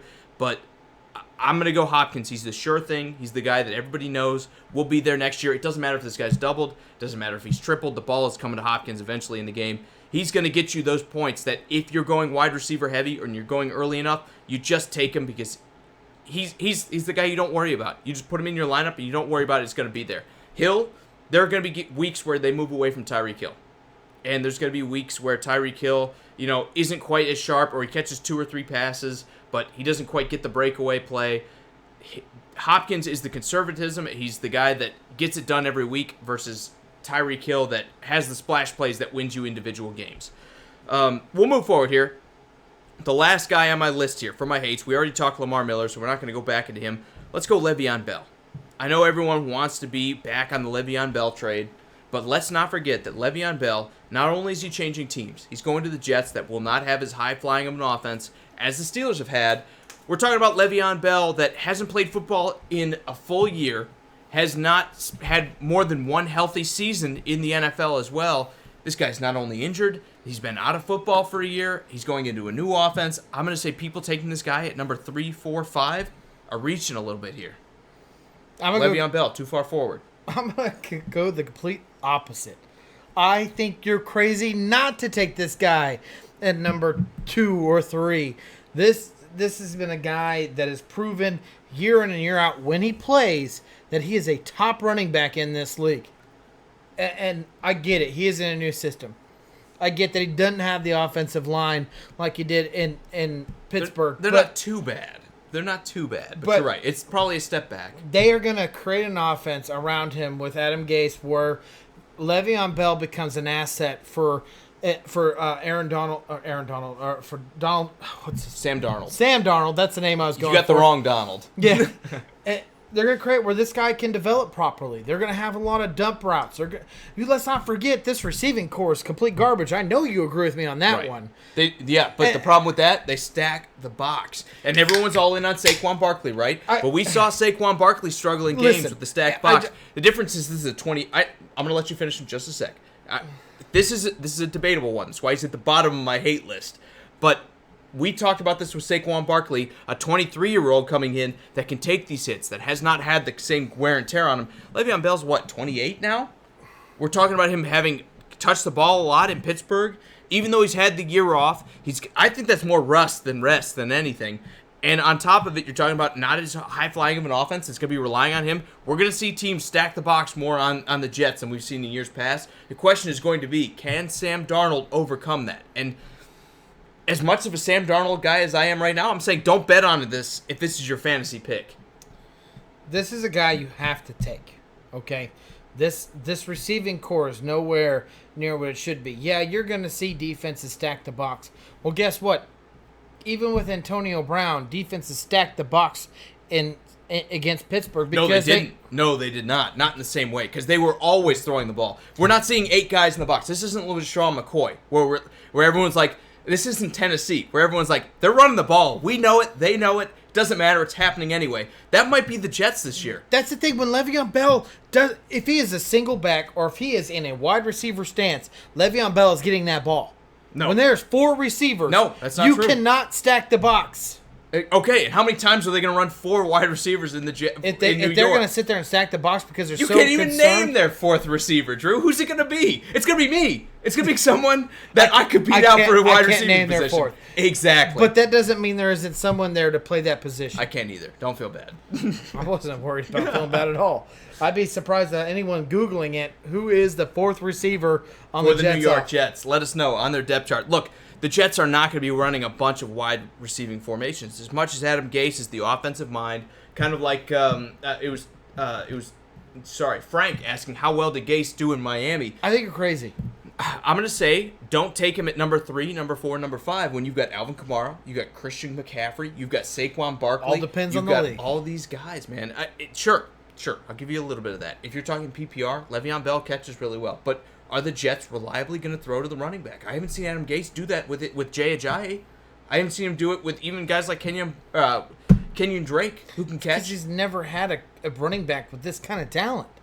Okay, but he's also the guy that says we don't need him. Remember? That was the offseason talk that he was I like... don't care what he said prior to the season. You should, because if he's like, I'm Adam Gase, and I'm the guy calling all the plays, and I don't like this guy, and we're wasting money on a running back, do you really think that doesn't play into it? I think it does. I think he'd much rather spend this money on receivers. I think when you look at it, sure, he's going to use the guy he has. And Le'Veon Bell's going to get his touches. And I'm not saying Le'Veon Bell's not a first-round pick. You could probably take him. But if you're sitting at pick 3, if you're sitting at pick 4, and you've got guys like Christian McCaffrey, especially PPR, if you're talking PPR, and you're going to pass on McCaffrey and Alvin Kamara and Saquon Barkley, who was a top 5 receiving running back last year, you're out of your mind. That's just it. You're out of your mind. I have no other way to go to this, Drew. Le'Veon Bell was a great player for the Steelers, but the offense for New York is not going to be the same that the Steelers had. We're going to see some level of regression. He'll be a good player, okay? But where he goes in the draft probably is not where you want to take him, because somebody's going to fall into that trap more than likely in your fantasy league. Don't be that guy. And that's my point here. This is why he's on my hate list. Do not take Le'Veon Bell in the top 3. I'd even argue top 5. I would rather have Todd Gurley, because I hope Todd Gurley's on a snap count. I hope we get Todd Gurley in week 16. Go ahead. I'm sorry. Your turn. No, you're fine. Are you done? No, I have so much more to say, but I want you to speak. Adam Gase has never had a talent like Le'Veon Bell. J.J. sure looked like it. He can sit there and no. Are you kidding me? What are you talking about? Are you kidding me? That year in Miami, you want to tell me that they weren't talking about J.J. being a top running back in the NFL? J.J. was a first-round pick. No one ever said J.J. Everybody did. That year he had his breakout year in Miami, everyone was taking J.J. in the first round, and then you know what happened? Flamed out. J.J. was never a top pick in any fantasy league. He was a first-round pick. It's he was close always enough. been Le'Veon Bell and somebody else. Prove me wrong. I would love to see your guys' draft charts. Le'Veon Bell has always been a number 1 through 5 pick ever since he developed himself in Steelers. Sure. But that was with Pittsburgh. Nowhere that was always throwing the ball. I get it. I get that. But what I'm going to tell you right now, Le'Veon Bell made that offense run. I get there's Antonio Brown. I get it. There's been Roethlisberger. Kansas City Chiefs situation where they're throwing the ball all over the lot. I don't mean to cut you off again, Drew. I know I do it all the time. I apologize. I respect your input. Have a great day, man. Happy birthday, and good luck at work tomorrow. Absolutely, man. I respect your opinion here, Drew, but I think you're off base a little bit. The offense in Pittsburgh didn't run through Le'Veon Bell. Le'Veon Bell benefited from the offense in Pittsburgh. It was a Kansas City situation where they throw the ball all the time, and yes, he's a great running back. He capitalized on that. He made them better. That's not my point. My point here is you don't have just a running back like Le'Veon Bell and then have it open up the pass like that. It works the other way around. Frank, you're right. 2 years ago, but 2 years ago is when he played. My point here is... And how many... let me go to the Drew point here. How many healthy seasons has this guy had? 1. He's had 1 year in like the past 5 where he's played all 16 games. He's gonna bail out on you in weeks 12, 13, 14 when you need him most. Because he's going to get a lot of touches. He's going to get a lot of everything else. And then we're going to see Le'Veon Bell used and abused to the point where he's not worth it in fantasy. Le'Veon Bell's the guy who gets you to the playoffs. Le'Veon Bell's not the guy who wins you anything in your fantasy league. All right. Nobody wants to be 6th. Everybody wants to be 1st. That's why I'm saying fade Le'Veon Bell. If you sit there and you throw out 2005 where he was injured, it's an issue. Injuries are an issue with Le'Veon Bell. You throw 2014, he had 1,300 and some yards rushing, 8 touchdowns, 83 receptions. 2016, a little over 1,200 rushing yards, 7 touchdowns, and 75 receptions. Click on the games played. Because that was the year he was suspended. Okay, 2017, almost 1,300 yards, 9 touchdowns, 85 receptions. This guy has been literally a legitimate starting fantasy player for the last 3 out of 4 years he has played. How many times has he played in weeks 15, 16, and 17? How many times is he... You're going to have... Look, let me just say this. If you're a top 5 pick, you're going to have options, okay? You're going to have options, right? There's a lot of great running backs up there. There's 5 good running backs in the league this year. Would you agree with that? Yeah. Yeah. Okay, you're going to have options. You can either bet on Le'Veon Bell, Mr. I'm going to leave you at the altar weeks 14, 15, 16 when you need me in the fantasy playoffs, or you can bet on the guy who's going to get you there, and you can be like, man, this is a great team I have. I'm cruising. I'm having a great year, and you're going to get to week 10. You're going to get to week 11. You're going to get to week 12, and he's going to get hurt, and then you're going to go into the playoffs without your best player. Thank you, Cody. And that's why I'm saying fade him a little bit. He said everyone also said that Ajay was going to take the Eagles to the Super Bowl, and that's how he's not considered a good running back. Precisely. No, that kind of plays into my point, too. Where I never said once everyone said Jay Ajayi was a great running back. Well, everyone else did. Everyone was all in on Jay Ajayi when he had that year with the Dolphins, and And even when he went to Philadelphia, right? They were talking about, man, we just stole Jay Ajayi, a great bell cow back. You know where Jay Ajayi is right now? Unemployed. Okay? So I'm going to say this. Look, Le'Veon Bell will be a good player. But if you have a top 3, 4, 5 pick and you spend it on Le'Veon Bell, there are better options out there. Okay, and Frank, he says when he had receivers, I want to just real quickly, okay? You know what they're not going to have in New York? No. Receivers. Hold on. In Miami, they I want to make this either. Very clear to everyone here. Receivers only help the backside of the defense, the safeties. These linebackers are not taking 10 yards in the backfield because the concern of receivers. No, but you don't you don't face stack boxes. Le'Veon Bell. You're getting spread out offenses because the Steelers love running 3 wide receivers. You're facing nickel defenses, and he's a good running back, right? So that helps a good running back. When you're facing a smaller defense, that helps a good running back. 4 or 3 offensive or defensive line. No, his offensive line is. And a tight end out there. Yeah, Heath Miller was out there all the time. Jesse James was out there all the time. You are so off base with Le'Veon Bell. It's crazy. Le'Veon Bell is apparently going to be our first fantasy pick because Drew's all in on him. I get that he's not going to sit there and take a step back. But what? He has 1,100 rushing yards, and he still has 6 to 7, 8 touchdowns and 60 to 70 receptions. Well, here's the thing. You're going to sit there and tell me he is still not one of the top? Not with the Jets, not with Adam Gase, because Adam Gase doesn't throw to his running backs. Adam Gase never had a receiving option like this at receiver. Not once has he had it. You could argue Kenyon Drake could catch like this. And no, you're right. From a standpoint of a guy who can do everything, he's never had the guy who can do everything, right? But he's had guys that have been good receiving backs. You know what they do? If that guy legitimately thinks he's going to be an NFL head coach and sit there and say, I don't need Le'Veon Bell, he's retarded. He doesn't know what he's talking about. You are going to use abuse Le'Veon Bell. It's the same things when the Cowboys and the Chargers sit there and talk about, oh, we don't need Zeke. Oh, we don't need Melvin Gordon. But as soon as he's there, they're going to be abuse him. This is what Le'Veon Bell is to the New York Jets. They're going to use and abuse this guy until he's injured. To sit there and not take him in their top 5 picks. And you're going to get a 10 or 11-week season out of this guy, and he's going to be gone in your fantasy playoffs. You need to take this guy early and often. He is not injured. Let somebody else fall into the trap. He is not suspended. He is not sitting there saying, my contract is not where I want it to be. He has fresh legs. I get he's not playing the preseason, but you know how many players don't play in the preseason? Look at Khalil Mack. He never plays the preseason. Well, Aaron Donald never plays in the preseason. Well, a lot of the hype is affected.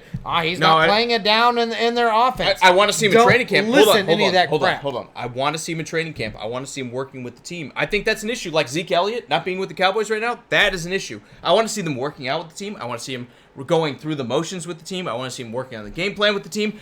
I do not care if they play in the preseason games. That, to me, is the difference. Those guys, like Khalil Mack, will be there to work with the team, and then all of a sudden, they get moved on. They're not playing the preseason game, and everything's fine. Frank, I'm never cut off. Also, Cody is dunking on you a little bit here. He says he would take Le'Veon Bell only as his 3rd option in a 10-player league.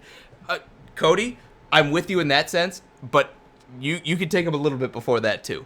What I'm saying about Le'Veon Bell is he's not the guy that probably wins you a fantasy league. Not anymore. Not in this offense he's in. Not with everything else going on with the Jets. He will get you, like Drew said, probably 1,000, 1,100 yards, and maybe 40, 50, 60 receptions. He'll give you like 8 or 9, maybe even 10 good weeks. But you might run into a Todd Gurley situation where he's not available at the time where you need him to win. And if we're talking about winning your fantasy league, this isn't the guy you take.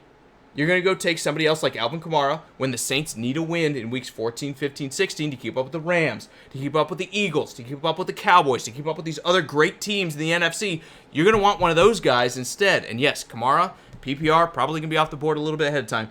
But you need to consider these things when you're drafting a running back. Because if you don't, if you let this slide, and we're talking about you going into weeks 14, 15, 16, and Le'Veon Bell isn't available, it's very, very rare for a team to be missing their best player in fantasy and still have a chance to win. You're going to need to hit on some sleepers if that's going to happen. Frank, I know you love me, man. Dude, listen, this is just my passion getting behind me. No, Frank, go ahead and dunk on him, okay? Listen, everybody, let's just dunk on I just want you guys Drew all to Le'Veon know Bell. all of you, including Jake, owe me a beer when Le'Veon Bell is just killing it up in fantasy. That's a lot of beers for you to buy when you're wrong. No, I didn't say that, did I? You're dancing around this real quick. Listen, I get all the concerns around him. Do I think he's someone that you need to pump the brakes on? Yeah. But guess where everywhere Le'Veon Bell was being drafted prior to this year? First, second, or third. All right. With the Steelers. What's the big change? He's not with Pittsburgh. Let me finish my thought process. Continue. Where was he being drafted? Rude First, of me. I apologize. Second, and third in every fantasy league. And if you weren't doing that, you don't know how to play fantasy. Okay. Now, he's with the Jets. Okay. But to sit there and tell me that he is not a halfway to the top pick because he went to the New York Jets, you don't know what you're talking about in fantasy. Fade 'em, boys. There's better picks out there. That's all I can say. Fade 'em, boys. You could go take Todd Gurley ahead of him. You could go take Saquon Barkley ahead of him and just bet on the Giants using and abusing a younger guy in the same situation that catches a lot, that runs a lot, that can score touchdowns. He is a first-round running back that you take. He's going to I'm not saying he's not a first-round pick. He is going to be used. I'm not saying he's not abused. a first-round pick. But what I am saying is if you've got Saquon Barkley could be injured after week 1. So could Le'Veon Bell. Injuries mean literally nothing when you're drafting. But here's the difference. We've seen Saquon Barkley play at Penn State. We've seen Saquon Barkley play for the Giants when they used and abused him like we talked about. The difference is we've seen Le'Veon Bell get quote-unquote used and abused and then miss games. We haven't seen Saquon Barkley do that. I don't mean to put on the Drew mantle here, but let's not talk about Le'Veon Bell not playing 16 games because he's Mr. I don't play 16 games. Yeah, but it's usually early in the season. It doesn't matter when it is. It does matter when it is. Let me take that back. But I gotta disagree with you, man. He's had the injuries. We've seen other guys get by without them. We've seen Alvin Kamara do well in PPR formats. We've seen Christian McCaffrey beat him out there. There are better choices, boys. We've got other guys we can go with here.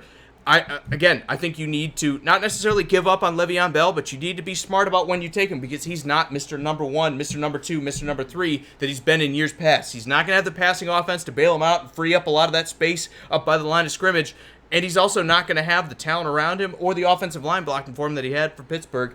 That's why he's on my hate list. I'm not telling you don't take him in the first round. If you've got picks 7, 8, 9, and you get Le'Veon Bell, that's not a bad start. For sure, that's not a bad start. But have a backup plan. Have a guy that you're going maybe go get a shackle. Like Ty was asking, do you draft Bly Powell or Elijah McGuire? Maybe you scoop both of them in rounds like 14, 15, and you just say I'm going to have the Jets rushing offense. But I don't know that I want to bet on Adam Gase and his running attack like that. He's never had a running back like this before. No, but he's had a guy that people have considered a top-end guy, and he hasn't cared. He's also the guy that on record, or off record, whatever, unofficially has said, man, why are we paying this running back all this money? I don't need a running back like this. Well, he's retarded. Well, I'm not saying it was a good hire, but what I am saying is you have to look at what things are, and he said, I don't need a running back like Le'Veon Bell. Why are we paying all this money to a running back that I'm not going to use? Or that doesn't fit my scheme, or whatever. It's one of those things, Drew, that whether we agree with it or not, we got to look at reality and say there's a good chance Adam Gase doesn't use him like Pittsburgh used him. You're still taking him number 1. No. Yeah. I'm number not 2. taking him number 1. No. Number 3? No. Wow. 4? Wow. Yeah, maybe. Okay. All right. Whatever. 4, maybe. Sure. Depends on the league. And yes, Ty, he is googly eyed. We don't know what this man's going to do, okay? Adam Gase is a wild cannon. Nobody knows what he's going to do. It's all a mystery. All I got to say is Le'Veon Bell is not the sure thing he's been. That's why he's on my hate list here. Because people are going to go take this guy 2nd and 3rd overall in your fantasy draft. And when they do, you let them make that mistake and you take it to the bank and say, I'm going to take Christian McCaffrey, who's going to touch the ball an insane number of times. You're going to take Alvin Kamara, who's going to go catch the ball a ridiculous number of times for the Saints, especially without Mark Ingram to steal some of these carries. I know Latavius Murray's okay. He's going to see a little bit of rest, but come on. It's going to be Alvin Kamara's show. Yeah. You've got better options here. You've got Todd Gurley out there. You've got guys that need to be taken off the board ahead of Le'Veon Bell. Yeah, he's not the first pick. He's number 2 in Drew's book. No. I'm telling you right now, if you sit there and you draft another running back and you let Le'Veon Bell fall, if you're late in the first round pick and you are letting Le'Veon Bell to the 2nd round to allow someone who picked up Saquon Barkley or Alvin Kamara and they pick up Le'Veon Bell in the second round, you don't know what you're doing in fantasy. Well, that would be what, pick 24? Yeah, he's ahead of pick 24. Pick 22? So you're still talking 19? about top 20 player, but he's overvalued. And yeah, he's overvalued because a lot of people are taking him second and third on the board. Those guys don't know what they're doing either. That's where he's going. That's where he's going, and this is my point. My argument was never the number one or second pick. My argument is he is a top running back in this league. Sure. And you have to pick him above. And what did I say before? If you get him in the back half of the first round, that's 4, fine. and 5, and 6 are where you should be picking him up. If you take him ahead of Saquon Barkley, Alvin Kamara, PPR, and Christian McCaffrey, you're smoking crack. This is not a third-round pick. Which would if put you're taking him at ahead of number Todd 4. Gurley, you're smoking crack. Todd Gurley's going to be on the snap Let me count think at some about it, point. too. You've got guys like David Johnson that are just as much the focal point of the offense, the guy who's going to have to lead the charge. Younger, hasn't had the wear and tear. I get it, he didn't have a good year last year, but we're talking about a totally new offense moving in there. You've got, let's see, off the top of my mind, you've got other running backs out there like Dalvin Cook who are likely to see a much higher touch rate when you talk about losing his backup that is any threat, and is also in an offense that said we need to run the ball more and can catch out of the backfield. There are other guys out there, okay? And that is 100% my point here. You don't need to bet on a guy that's taking a year off of football when you have these other options. This is why he's on my hate list. If you take him pick 7, 8, 9, 10, I'm going to say good job. You got him at the value where you needed to get him. And this is why it's the last name on my board here of the hate list, because he is still a good player. I'm not saying he's falling apart. Right. From where he was drafted in the past, this is definitely a fall from where he was. No doubt. All right. Okay. Let me read this real quick. Ty says he had a draft of 26 rounds and 6 defensive player positions. Man, that's tough. A 26-round fantasy draft. He says he also walked out with Le'Veon Bell, Aaron Jones. Great pick with Aaron Jones. He didn't make my love list, but I love Aaron Jones as a human being and as a running back. No, I'm just kidding. But Aaron Jones, great pick in fantasy. He didn't make my love list, but I think he's great. I think he's the most talented running back in Green Bay. If he takes the starting position, I think Jamal Williams will take a little bit of a step back in that system, and Aaron Jones will be great here. He also said Tariq Cohen, Lamar Miller, and LaShawn McCoy. Gambling, LaShawn McCoy isn't the worst thing in the world, but I think LaShawn McCoy might be running out of rope here. Lamar Miller, again, he's on my hate list. I think we're going to see a big-time step back with Duke Johnson being in this offense as well. Tariq Cohen I love because Matt Nagy loves throwing the ball, and what do you like when you throw the ball? Those fast, shifty, catching wide receiver or running backs. 3 legitimate starters in the league. It's a great draft. Precisely. I think that's a good set. I don't think that's too bad. I want to see the rest of it, but hey, not too bad. Not too bad, kid. Not too bad. All right, Drew.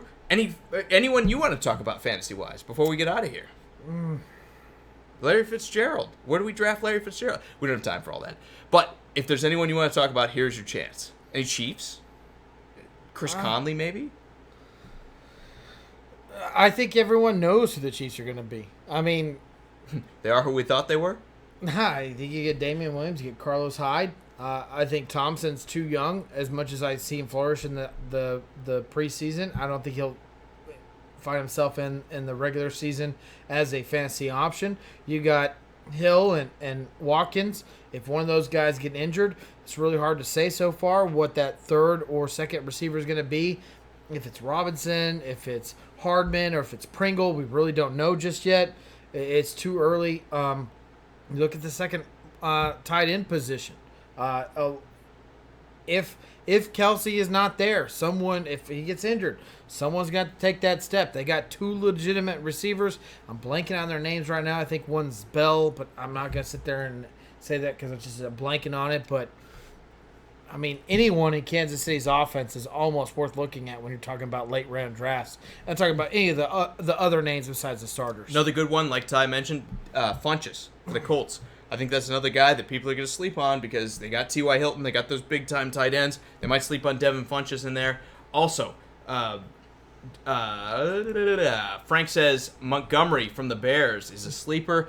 Yes, sort of. I like him being there, but he also, I think, might fill the same role as Mike Davis. They signed him for a reason as well. Beware rookie running backs. I like Montgomery. I do too.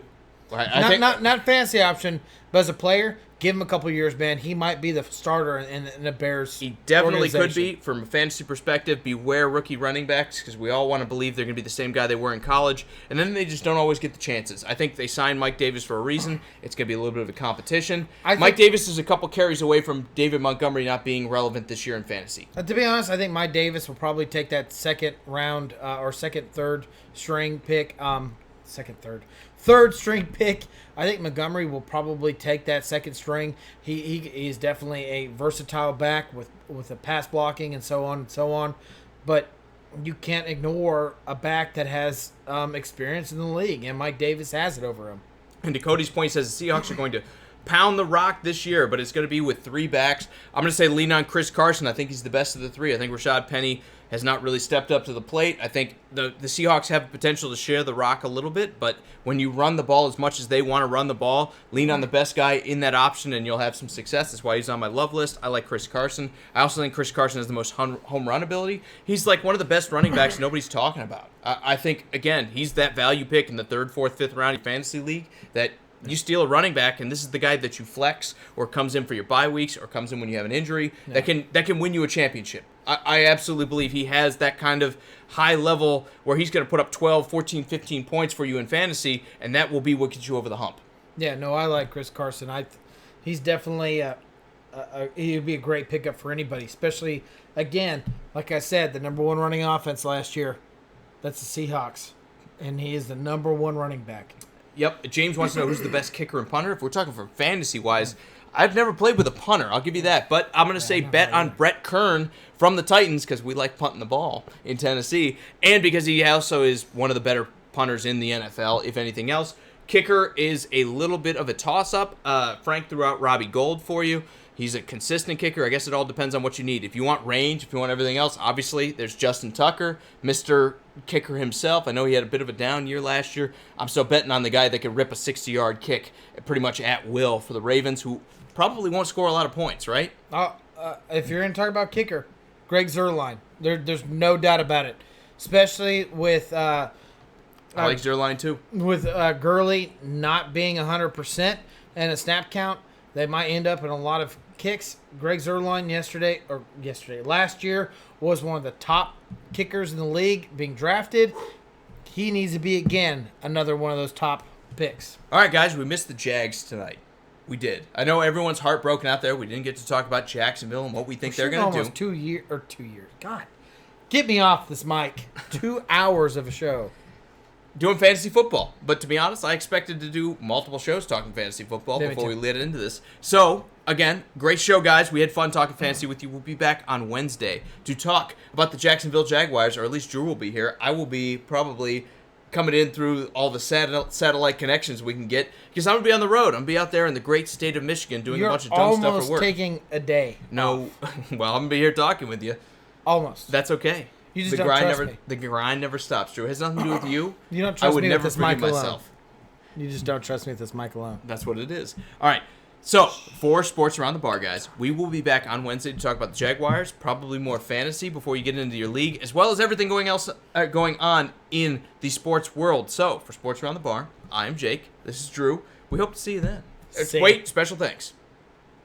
You got some special thanks. Special thanks. Yeah, exactly. Guys, again, I want to remind everyone, if you want to join our fantasy league, I know we just went through a whole bunch of fantasy stuff. $1 gets you in our league right now. We're doing donations towards St. Jude's Children's Hospital. It's a huge reason why we're doing this is because we don't want to take money as a show. We want to put it towards something that matters the most in the future of our human race and kids that are unhealthy. This is the best way to put our money to helping somebody. But a special thanks to all the people out there that commented, liked, and shared. If I missed you, I'm so sorry. But Nate, Steven, Jeremy, Bobby, Ian, Ty, Charo, Nathan, Alex, Sharif, Luke, Frank, Nestor, Will, James, Steve, Deo, Jeremy, and Cody, you guys are all awesome. Thank you so much for joining us this evening. We'll be back on Wednesday. It's going to look a little different, but we'll be here. We hope to see you there. And again, guys, thank you so much for all your comments. Even if you just watched the show, thank you so much for tuning in. We had fun, and the show is better with you. Don't be shy. Talk to us. We'll probably not make fun of you, I promise. So for Sports Around the Bar, Jake will make fun of you. I don't. No, for Sports Around the Bar, I am Jake. This is Drew. We'll be back on Wednesday. We hope to see you guys there. See ya.